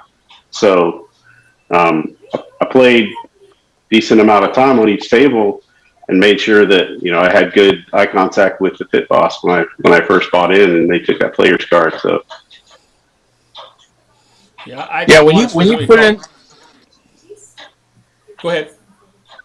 When you buy in, you hand them your player's card. Whatever, like Arnell said, you get your player's card at whatever casino that you're at, and that puts you in their system. So if you're not, if you don't do that, then they're not going to comp you. I mean, there's no incentive for them to do that whatsoever. So you've got to have that player's card. So I completely agree with Arnell on that. Okay. And here's something else to consider too, Craig. Something else to consider is not all casinos do comps in that. Like I go to an indie casino and they do comp slot play, and that's about it. They don't really give a lot of food comps. They don't give a lot of any table game comps. It's all slot rewards, and that's it. So not all casinos do give comps. Yeah, that's what I said. All the casinos are different. They're different. You never know what you're going to get. But as long as you have that player's card, you're making the effort to and if they're going to do it, they will do it. But like Alfredo said, you've got to check on them and make sure that hey, things are jiving correctly. So you just can't just. I'll give you a for instance, right? The Golden Nugget does not comp meals, right? They put it on if you're staying there, you charge it to your room and then they'll take it off. Most of the hosts. I went over there and I asked for an exception because I'm new. This is the first time I'm playing there. They know that I'm a Onyx member at a different casino, and they saw my rated play and how many hours that I put in. He said, I'm going to make an exception. I'm going to put $100 loaded onto your card. Just go ahead and go anywhere you want. Now, if you don't go and ask for it, it's just never going to happen. Yeah. And if you don't get rated every single minute that you're there, they're not going to know how much they can actually give you. Yeah, well, that's the other thing is if you have like a specific rating at one or a higher rating card at one casino, sometimes you could go to the other casino's players club and see if they match it. And then they'll bring you to like that level. You might not actually get like all the comps and stuff like that right away, but they give you basically like whatever their year to stay at like that, at a higher level of their card and build up points from there. But even that, if you're at a table for a few hours or you're at a casino, I always ask for comp meal. And normally I'll get it, even if I don't have like a lot of points with them and stuff like that. If they see you're there for hours playing, you'll get comped for meals usually. All right. G Money brought up a good point, and there was a video that came out on a newer Craps channel that I forget the name. He's not in the chat here today. I invited him to come to the show tonight. That talked about that your odds bet is not included on your comp calculation, and he further goes along to say, in regards to comping, that they pay particular attention to how you bet right after you buy in. That's what they enter into the system. They rarely adjust up or down unless you see a significant change in your betting. Or in my case, like Alfredo said, I actually asked them what they were rating me at, and they were rating me at a much lower play. And they had probably been doing that for several days, and that's the reason why I wasn't able to get the same level that I got when I'm here on the East Coast. He continues, G Money continues to say that. Also, don't be afraid to ask for the free meal. The worst they could say is no. And I think with that, we're probably going to end the comp conversation, because twice now during the chat, I hope everybody is going to be ready to sing because Vince No. is insisting that we say happy birthday to him. Vince, I was saving this to the end of the show, so I don't want to postpone it any longer. Not to brag, but hello, it's your birthday. You want the panel to sing happy birthday in harmony. Well, you come on the show. You have to be here, and we'll sing to you. Do we all So believe join he's in the 55? chat, and then we'll sing. And yes, I have another one up Yeah. here from an hour or so ago that said that it's this one right here that Vince said an hour and 15 minutes ago. He said he was 1934. He was turning 55 today. So happy birthday, Vince. You come on and join us in the chat, and we'll attempt to sing you happy birthday. But you, just like anybody else, are welcome to come on to the show. The link is in the Zoom content down below. All you have to do is just pop down there and hit the Zoom link. I'll let you in. Maybe I will, Vince. Anyway, and we'll go from there. So let me go back and take a look at some of these other comments. We don't really have. There was a question. There's a question from Duracell for you, Arnell, and the question is, Arnell, are you looking for more live fantasy craps players, and how can someone join you? Do you ever play with a continuous bankroll? Several questions there. The floor is yours. Yeah, we're always looking for more LFC players. Post or ask in Skype chat. For Craps Nation, and also on Discord on the Casino Gaming TV. So under there, usually every Tuesday, I'll ask on Tuesday, see who wants to play, and I'll post a link. Sometimes nobody will answer and they just jump in. So, I welcome anybody to play if you're capable, if you have your own practice rig or table. Or, just jump on and play on Crapsody. That's where you'll find it. Or just ask anybody that, like the regulars that play. They'll be happy to get you on or point you in the right direction. And do you have a limitation of how many live players you have? The good number is about 6. Usually I see for like the bandwidth and things like that, like the best number of players is 5 to 6, but we're able to have like up to 10 players, playing live, and then the Crapsody is right now 30. If you want to play along on Crapsody. So his other question for continuous bankroll. Continuous bankroll. Yes. Yeah. Normally we don't. We just start out with $1,000 bankroll. That's kind of probably like the happy median. I mean, if I go to a real casino, I'm really only buying in for like 500, and I'm actually only taking out 100 at a time. I don't lay it all out 500. My key is I want to make 100 and turn it into 1,000. So, but that's usually what I buy in for. So when I play LFC for 1,000, that's actually more than what I would actually buy in for a casino. But lately I've been trying to play like how I would bet normally on people, and playing conservative with 1 or 2 bets to keep that practice going. All right. So Go ahead. Yeah. Go ahead, Dylan. So again, it's Discord, and then so what other different besides this? Is there another way to reach you directly besides Discord? Yeah, I'm on a bunch of like Facebook groups, so anywhere on Facebook also. Or, Plug away. Or Instagram. Instagram, it's just my name, Arnell Joaquin. Anywhere, they can ask you guys too, if they want to get on. Yeah, it's pretty easy because I use a browser. So if you have a browser and a camera, it'll work. That answered Duracell's question, and I see as I pop back out of my queue questions to regular questions, he said, hey, did I miss the question for Arnell? Great minds think alike there, Duracell, so we hit the question. Guys, I think the show's about ready to end because here is Vince's comment to why he can't come on the show. He can't. He's in his birthday suit and half in the bag. You just ruined the whole night, Vince. You know, I hung out with Sue for 7 days with Dice Dr. Dan and everybody, and she made us believe that you were a really good guy. Now with that comment, Vince, I have to rethink that. Happy birthday, Vince. I'm glad that you turned 55. I really think you're older than that, but we'll let that go.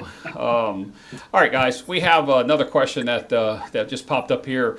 And I'm going to get to yours, Alfredo, because I'm going to close the show out with that one when we get there. Question comes. He didn't put it in the form of a question, but Victor made this comment. We have different definitions of bankrolls. There are also trip and session stakes. I think what he's asking is, how do you define what you do in regards to your bankroll? I take to my local. I take the same bankroll all the time. I know where I'm going to stop at, and I know if I'm comfortable with proceeding. When I went to Vegas, I had a much larger bankroll. I had it separated in the days. I didn't follow the plan. I went into the next day's session, and fortunately for me, I was able to catch back up.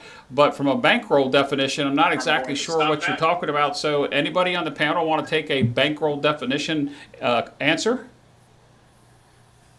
I'm a lot like you, Jeff. When I go to my local casino or just to one casino, I bring one bankroll.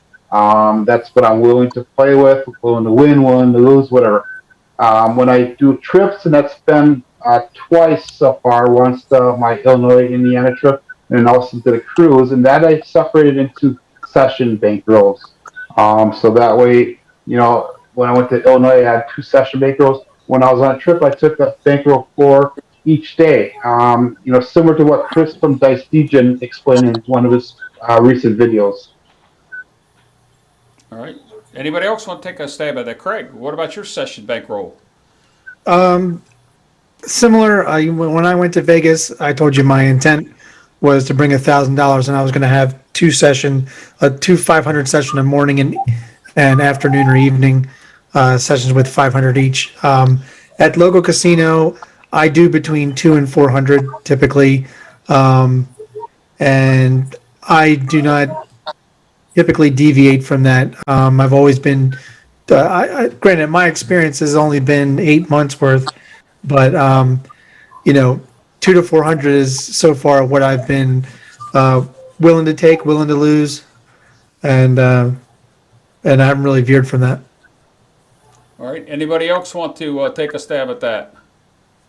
Yeah, I'm the same. For my Vegas trip, mine was 1,000. However, I neglected to make the stop at the bank before I left, and so found myself trying to find the ATM that wasn't going to charge me an arm and a leg just to take money out.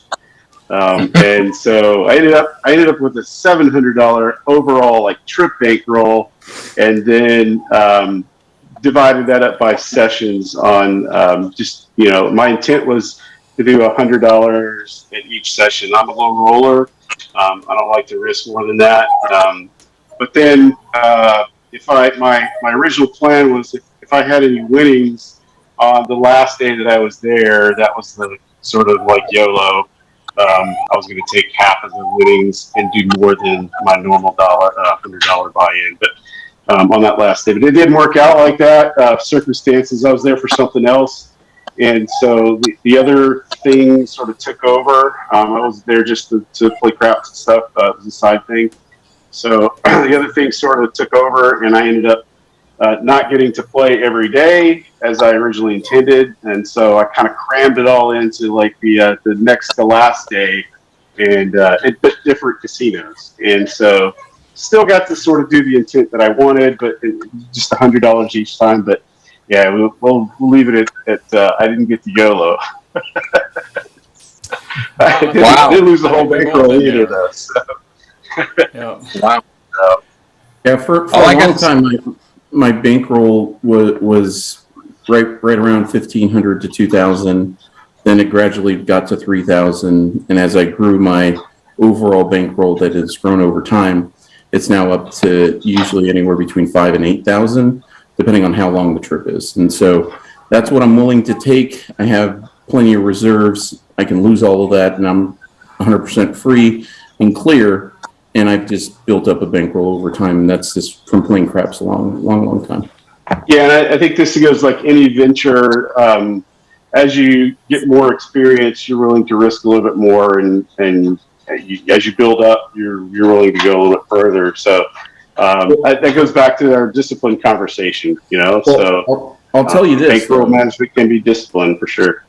I actually can afford to take 10,000, 12,000.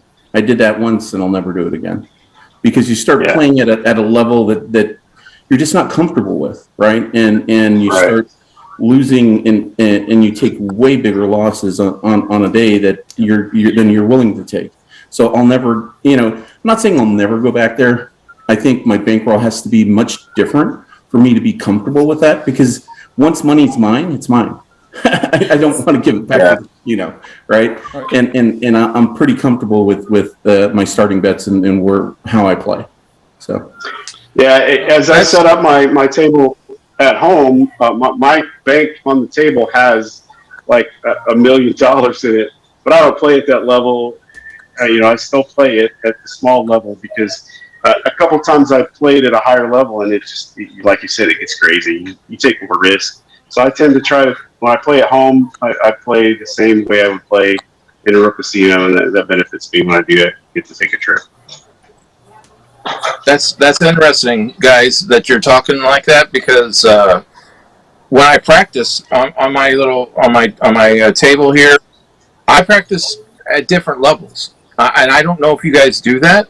So I'm curious, because I'll practice with like a $1,000 bankroll. I'll practice with $3,000 bankroll. I'll practice with a $10,000 bankroll. And a $50,000 bankroll.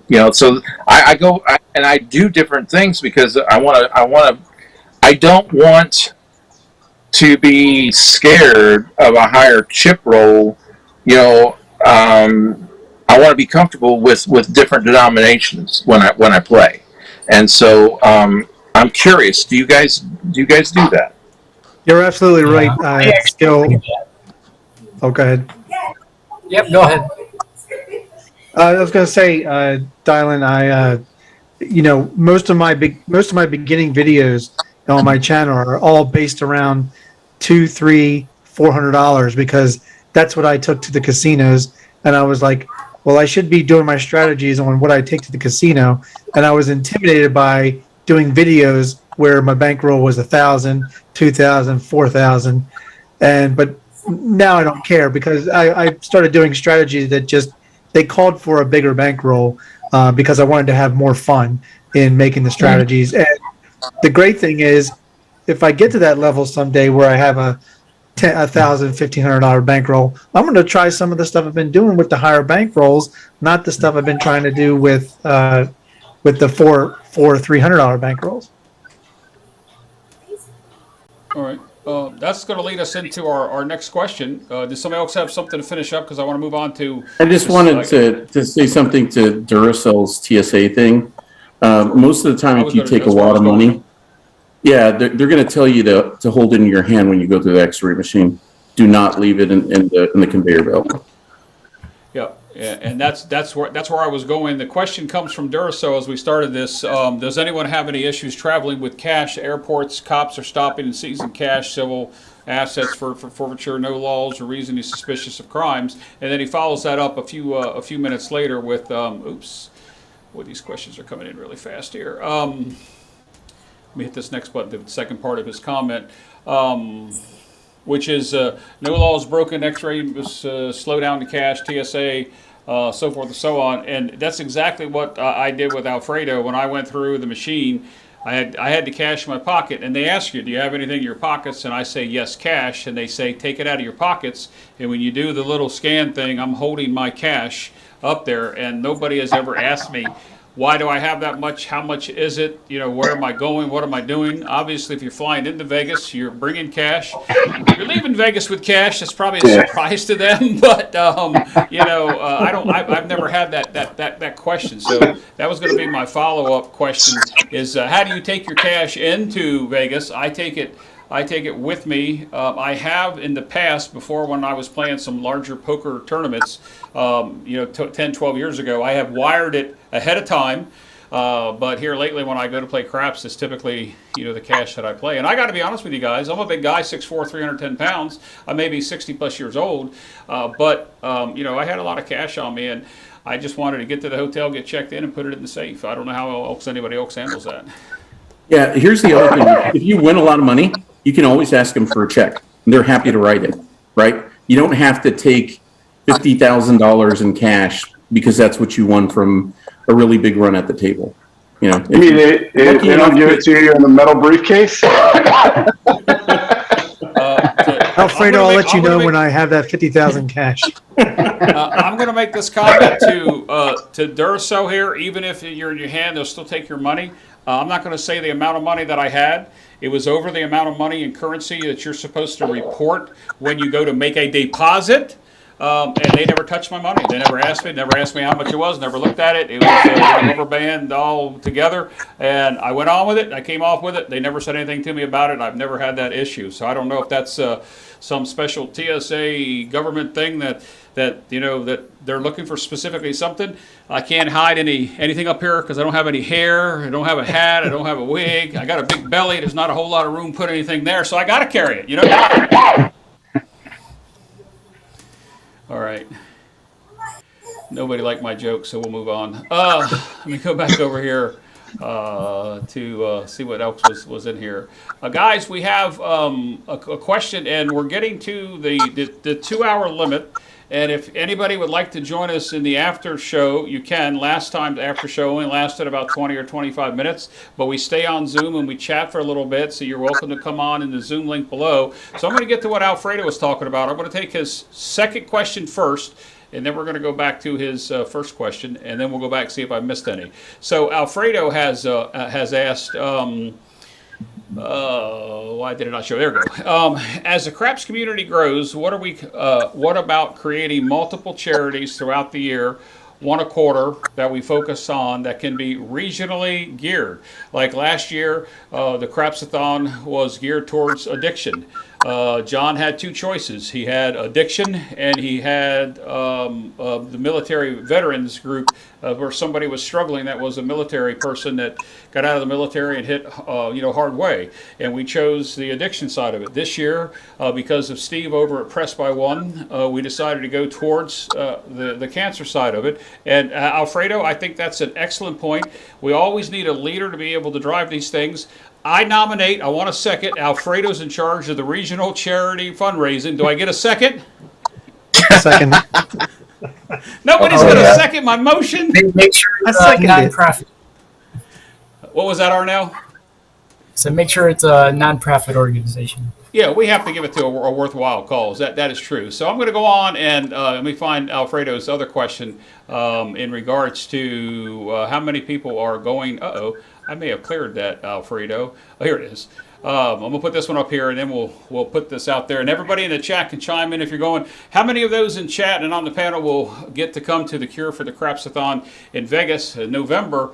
It's the weekend of the 19th, because that's the day I can't come. So John's starting on the 18th and the 19th. I'm not sure when most people are coming in, Tuesday, Wednesday, but the event starts at some point, and so John's not here. We can catch his coffee and craps from this point leading up to it. We will talk about that. Starts on the 18th. He's going through the 19th, and I think he's actually planning on pushing over the 24-hour time period. And where they're going to be streaming from and where they're set up from is still up in the air regarding the CEG Dealer School or Casino Quest, but they're going to handle all the streaming for him through his channels and the platform to be able to raise money through their channels, and it'll all go to the worthwhile cause for solving the cure for cancer through us, our craps players, and so forth. My channel alone, Mid-Atlantic Craps, has already raised $1,000 towards that. I start my play like I did last year with asking you, the viewer, to come on and match a penny, a dollar that you make, a dime, a dollar that you make while you play along with me. Last year, my channel was able to donate over $600. We're already at $1,000 now through my match play and my pay it forwards. And I hope that some other content providers, I challenge other content providers to do some of the similar. So we'll start with the panel. Is anybody here going to go to the event the weekend of the 18th, 19th, and I guess Sunday would be the 20th? I personally cannot make it. So anybody else here, are you planning on attending? Yep, go ahead, Craig. I just booked the flight today. Cool. So I'll be there. Nice. Yep, glad you're able to go. Can't wait. Anybody else? I can't I make it. would love I know to. you're going, Alfredo. Joe, what did you say? Said I would love to, but I can't make those dates work. Yep, neither can I. And they can't work for everybody. Yeah, I would like to, but I have an adjacent commitment, and it's iffy. So, all right. Well, I know at both places they're limited on space. So, I mean, it'd be nice to see, I don't know what the space is, 50, 80, 100 people to be able to be there for this. Most of it is because it's a Crapsathon, Jerry Lewis style. You can, donate while we go. There's going to be auction items. There's going to be all kinds of things that you can do, content that's going to be on there. John's got a slew of some really big name guests. Not that he didn't have some last year, but some people that are going to come on and do some things with him. I know that some of the channels that teach for profit are coming on to talk about their ability to play craps for no charge, and they're going to talk about it. I'm not going to mention specifically any names because I don't want to get an argument started in the chat, but we're going to see a lot of top name people that are there, and I think it's a worthwhile cause. November 18th and 19th are the air dates. If you're making plans, please get up with John over at Pro Craps or go to Discord at the casinogaming.tv, and Michael Feldman's in there. He's the host. I believe, Alfredo, correct me if I'm wrong, I think it's a Caesar property. I think they're trying to stay at Harrah's. Is that correct? I believe so, but I'll probably either be staying at the Orleans or the Nugget, most likely. Right. So that's because of we realize that you get comp there. But so, with that said, if there's anyone that's just going by themselves, I don't mind sharing a room. I'm almost never there, so hit me up. Yeah, I can contest that he's almost never there because at 2 o'clock in the morning, You don't want to they're cuddle, out. buddy, At or 5 what? o'clock in the morning, they're out. At 9 o'clock in the morning, they're heading over to this location. At 1 o'clock in the afternoon, they just got done finished the lunch and they're going to go record over here. So I can tell you that I had to turn my volume on my phone off because the text messages were just incredible. And they're still going today, Alfredo. If you notice today, they're still talking. sleep when you're done. Yeah, Tito and Moo and Blackburn, they're all talking still today from last week in that chat. Yeah, some of them are on a cruise ship playing some craps. Yeah. Yep. Moo went out there with his wife, and I don't know if somebody else went with him, but they're on a Norwegian cruise line. I've been on one Norwegian, one Royal Caribbean, and everything else has been Carnival. They all three were fantastic.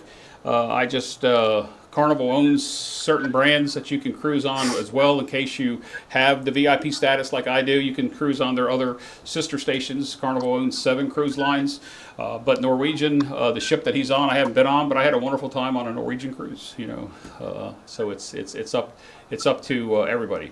Guys, we're approaching that 2-hour time limit. If you would like to join the after show, go to the link below in the description. We're going to hang out for a few minutes and talk. If some of you come on and want to talk about some things, we can. If not, then we're going to go ahead and close this session of Craps Chat out as we spin around the room. Vince didn't come on. He's in his birthday suit. We're not singing to you, Vince, but happy birthday to you. We're going to start with Leon. Leon, you were first in the chat today. Any closing words? No, well, there's a little chat going on in the chat, but I don't think we want to really give that any discussion. It's been fun once again, and we'll talk about I think after in the green room. But it's been fun once again, and it's always great coming on with all the other content providers, and even being relatively new myself, hearing what everybody has to say. So. All right, for those of you out there, that's Great Craps. Forever I called it Gray Tea Craps, but it's Great Craps, and Leon's doing a fine job. Go over to his channel, give him a like and subscribe. Especially hit that subscribe button, notification bell on would be great. Here at Casino Gaming TV, we just pushed over 700. We're looking to get to 1,000. So if you're a viewer and you haven't pushed that subscribe button, push that subscribe button because there's all kinds of content beside Craps coming up in the near future. So Craig, we'll head over to you and ask you if you have any final words. Just great panel, great group of people. Had a lot of fun again. This is great. If you guys want to get on here, the invitation is always welcome. We'd love to get other. Hey, push me off if you want to, and come on if there's not enough room. I'm willing to, jump off and just be in the chat and listen to some great content and great advice.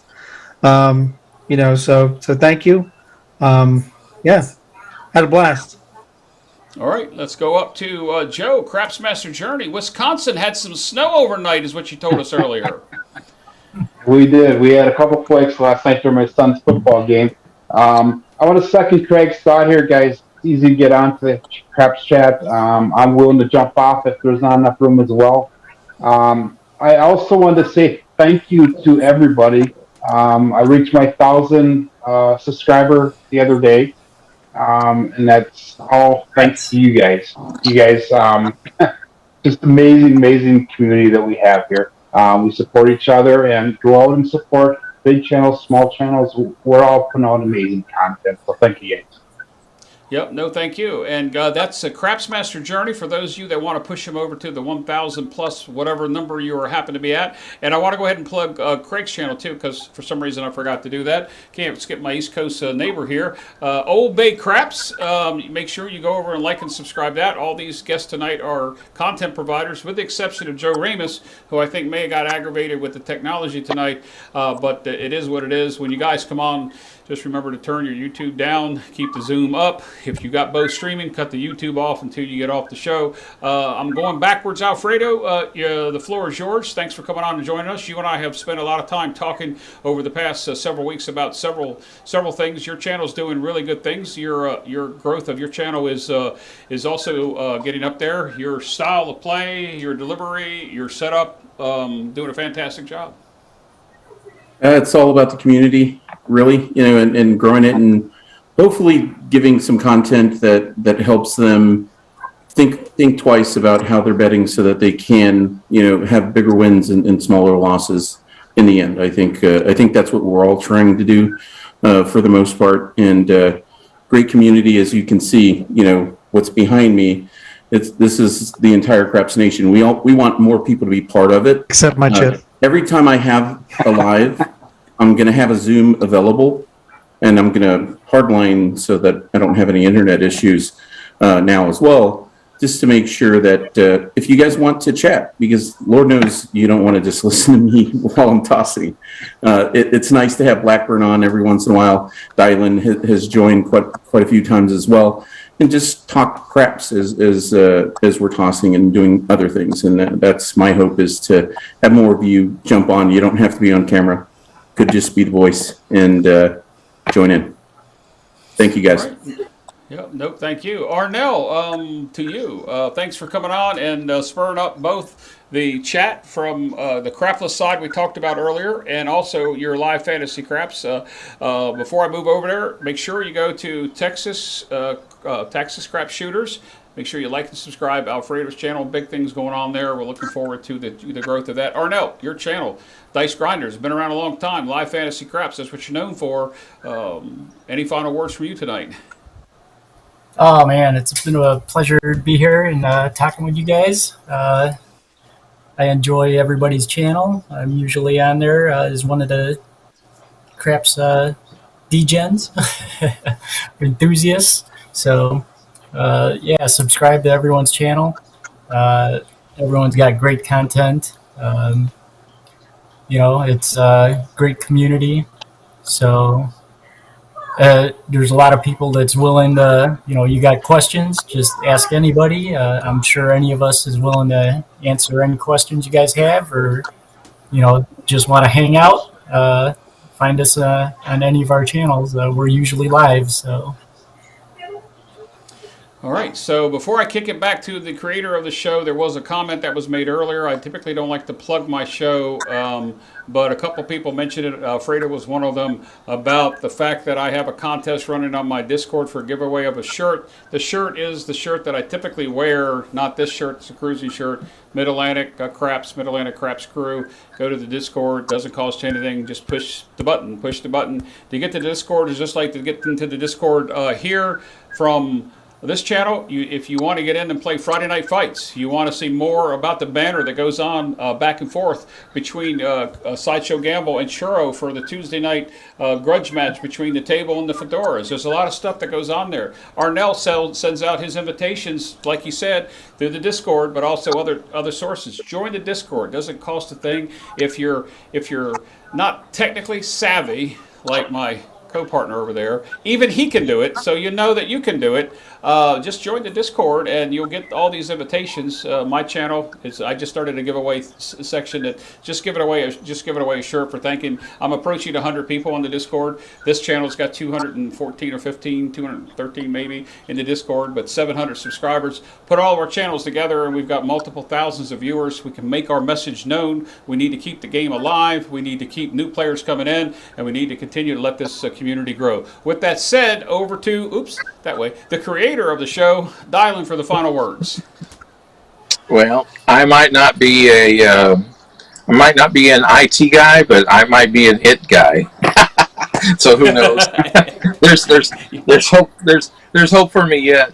So I don't profess to be a computer geek or guru or whatever. So that's way out of my league. But anyway, I love how the panel went, and I love all you guys. I love the community. It's a huge open community, and everything. This show revolves around you guys, and you're all welcome. Everyone is welcome. Everyone is welcome to any type of a brand new player, a novice, an average player. Whatever level that you're at, you're welcome here. You are welcome here, and there's different ways to get on. So, but we want to hear from you and your experiences and your 2 cents, because your 2 cents matters. And so that's what this show is all about. And so I just wanted to, as well as the others. Have an open arm. We're open arms there and embrace everybody. So, it's just a great community. And I was thinking about, how everything is coming together for this Cure for the Craps, with Casino Quest, and it's just like a who's who, which only can grow us even better and stronger. And everyone benefits. That's what this is all about. Is everyone is benefiting from this. Is that we're all helping. We're all giving our 2 cents. We're all giving our encouragements and whatnot. So we've got John from ProCraps. We've got Casino Quest. And we're going to have all these different people come on. The different special guests that John has in store. It's gonna be a really blowout, and you guys are going to be super impressed. And so I can't wait. Now, unfortunately, I won't be able to be there. I would love to be there, but I've got doctor's appointments and whatnot. But it's going to prevent me from going. But I will be there in spirit for sure. But I really do look forward to this upcoming event in November, and I'm sure that our Craps community is going to knock it out of the. So like we did last year, it can only get bigger and better, and I know it's going to. So Jeff, when is our next Craps chat going to be? Well, Dylan, it's amazing that you asked that question, because I was going to answer Mike's question here. If things work out on the next Crap Chat, he would love to join. See, he already knows that it's scheduled for October 30th, which is Halloween weekend. So we're going to try to hold it that Sunday. Halloween is Monday, and then we're going to have one show in in November, only because of the holidays, with what's going on with the leading into the cure for the craps, craps for the cure. I always say that backwards. But it's going to be October 30th. We're going to try it. We're going to see what happens. You guys come along and we'll discuss whatever you want to do. We'd like to see more of you on the panel. So the next show is October 30th, which is Halloween weekend. If it doesn't work out in the Discord, we'll let you know when it's going to be. You want to put a question, you have something you'd like to discuss, go to the Discord and put the questions in the Discord, and we try to answer them like we did earlier today with the Crapless. And to Craps Master Journey Joe, who asked a question, the shirt that I'm giving away on October 30th, ironically, is not going to be worn by me. Joe, I'm a 3X. Most people aren't a 3X. I fill out a 3X rather nicely, and it won't be one. It'll be one from the store that I use, the online store that goes along with the YouTube channel. You just tell me what it is. I punch your information in there. They drop ship it to you, and it comes right to you. I don't have to worry about doing anything along those lines. So that takes care of that. Guys, if you would like to join us after show, I'm not sure how many of these guys are going to stick around for a few minutes. Hit the description below, hit the Zoom, come in, chat with us. It's the post show. Sometimes we've had some really great discussion.